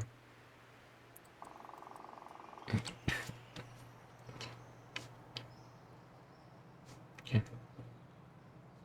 60, 80, 100.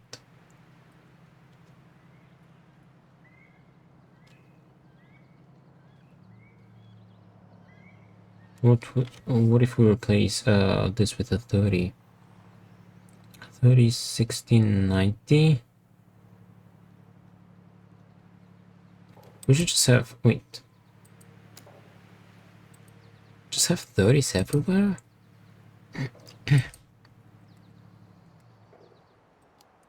No, these were correct though. Wait, I think I just messed it up. These were correct. Careful you don't put a low amp in a high amp plug. That's a fire just waiting to happen. Just do the math, Allison. Hold on.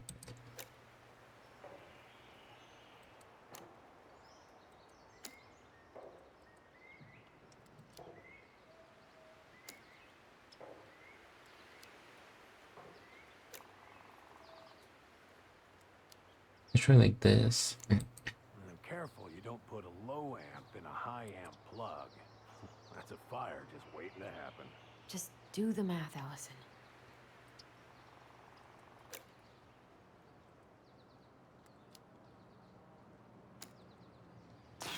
Hey, don't get frustrated. Try again. So the 15 is correct there.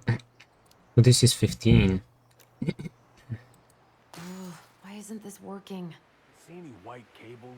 It's paired with a 15 amp. Hey, what did I say? She's doing this on her own, man. Look, I'm all for strong, independent ladies, but we don't want anyone hurting themselves, right? Thanks, but I'm no lady. Oh, okay. Why wasn't this blowing up though? That's 15. Oh, he does have correct color management. That should be yellow. Hold on.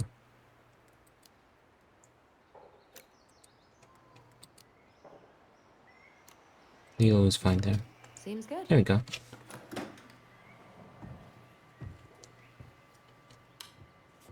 Oh, let there be light. First try.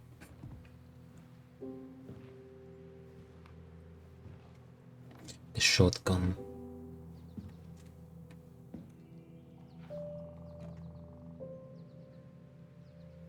You damn fool. Everything okay? You two look like you got this all in hand, so,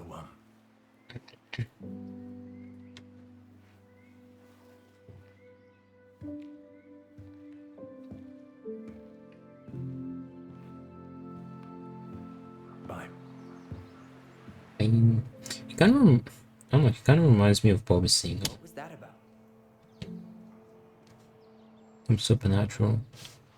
I don't know the way he dresses.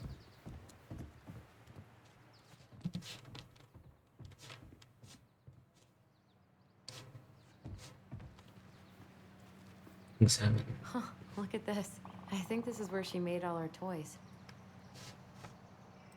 She was so crafty. And she could draw and write and take pictures. She could have been an artist instead of just locking herself up out here. Toilet paper tubes, rope, cardboard.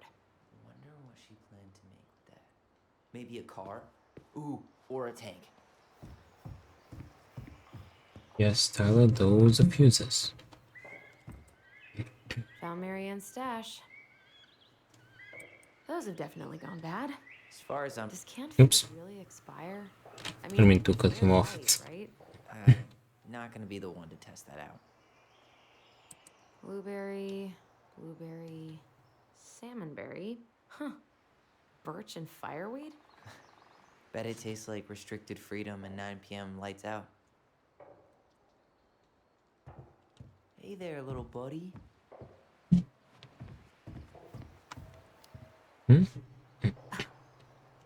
Are you cooing at a spider?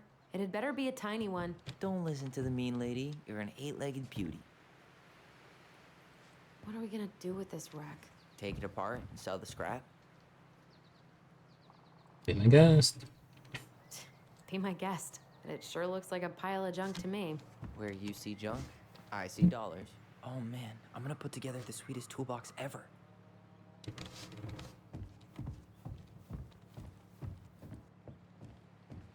Preda rep.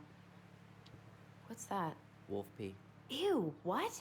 Do not spill it on your shoes. It sense a story. I sense a story. Well, if by story you mean using that fireweed to get rid of some rats, and then spilling it on my only pair of shoes, then yes. Hey, it was not funny. So funny.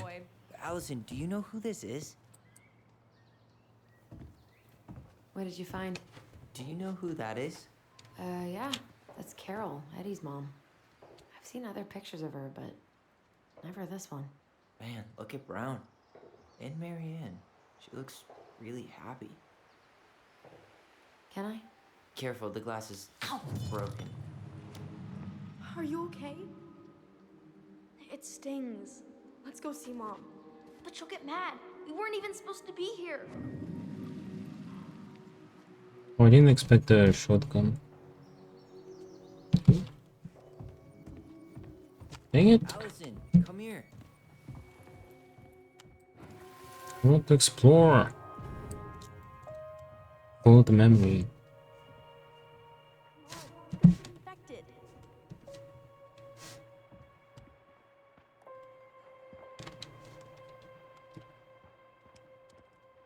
I don't want to. She said not to disturb her and Eddie. Where are you going? Things were different when she was around. We were family, Eddie. How could you do this to me? Oh, so she was with Eddie. Look, I had to make that call. What were they talking about? So, I can't figure out what's going on. I don't know. wait, Eddie's their I dad. know that whatever Eddie had to do, whatever that call was about, it was tearing him up. Tearing him up? He was being a total cop, and Marianne got pissed and threw him out. Here, I'm gonna show you what I remember. Over here, Allison.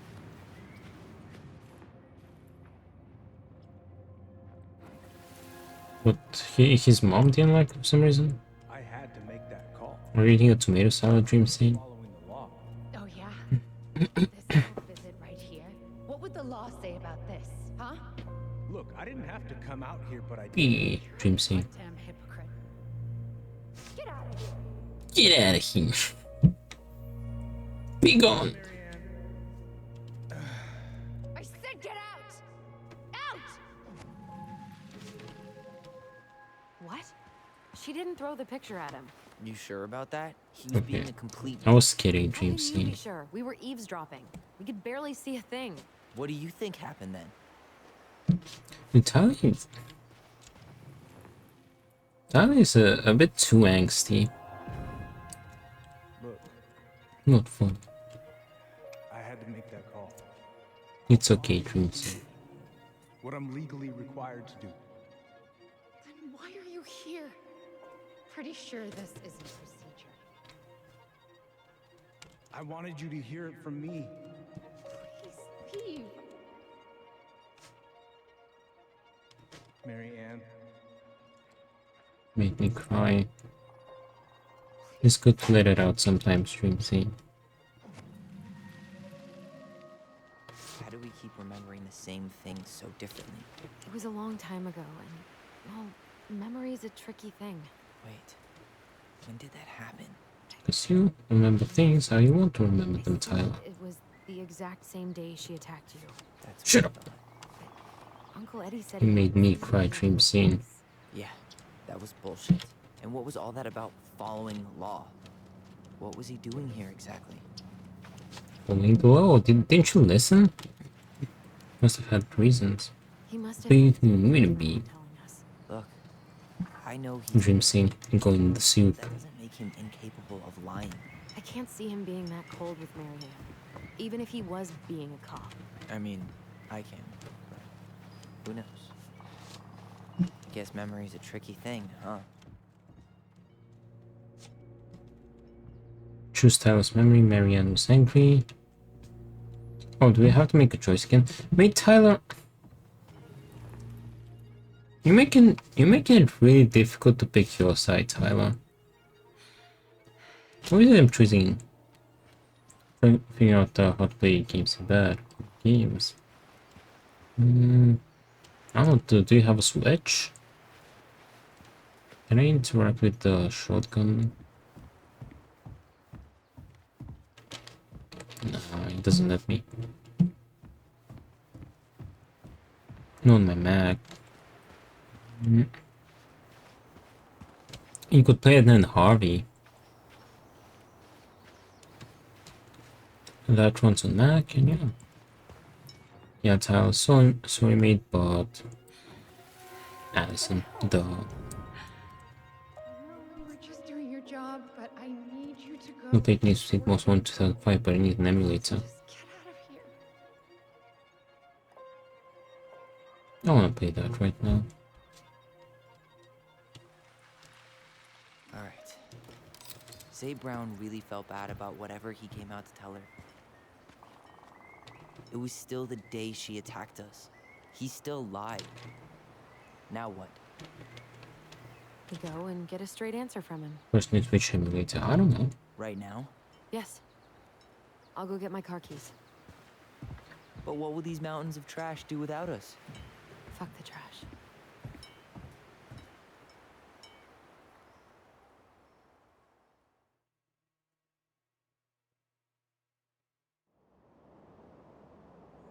Ooh, look at that view.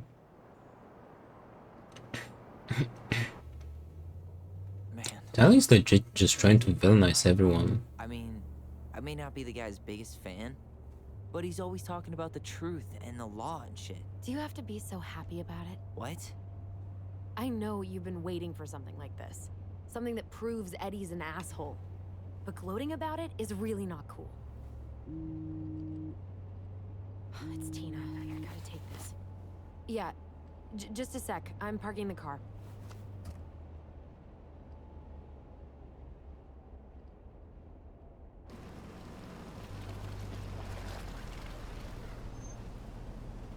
Guess I'll just go stretch my legs then. No, just give me a sec.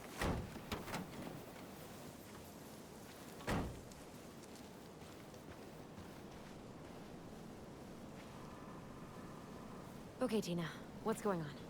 Hi, hon. I've got someone who is super interested in seeing the house. Oh, that's amazing. Ooh, there's a waterfall. They're just in the area for a couple of days, so they'd like to come by day after tomorrow. Oh, I'm not sure it'll be ready. Hon, this guy is very motivated, but I know he's looking at other properties. And it's not like you've had people breaking down the door. I appreciate that, but we've kind of got a lot going on here. Did I mention I can play. all cash offer? It's not the right time. It's not the right time. A cash offer, Allison. I'm sorry, but it'll be a total mess. I don't want to waste anyone's time. Okay, well, you tell me when you're ready. Right, Tina. Huh. Well, I think I just made Tina's shit list.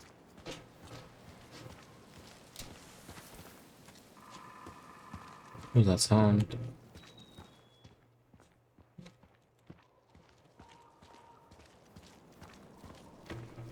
So where did Tyler go?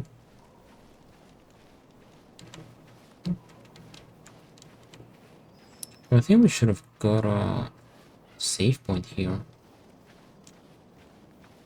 Logically.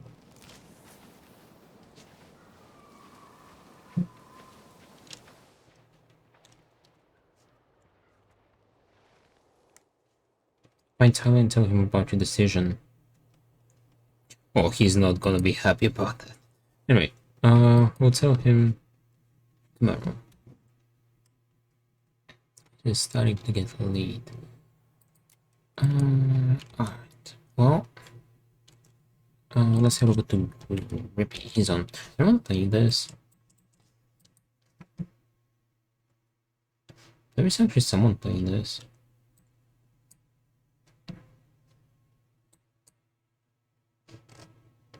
Oh, it's for Sonic, however. Never mind. Alright, let's head over to Rippy. Okay. Well, tomorrow I should. Who? Rippy. He's playing really dangerous. Tomorrow I should be able to stream, unless like something pops up, but since it's the last week, but I should be able to stream just fine.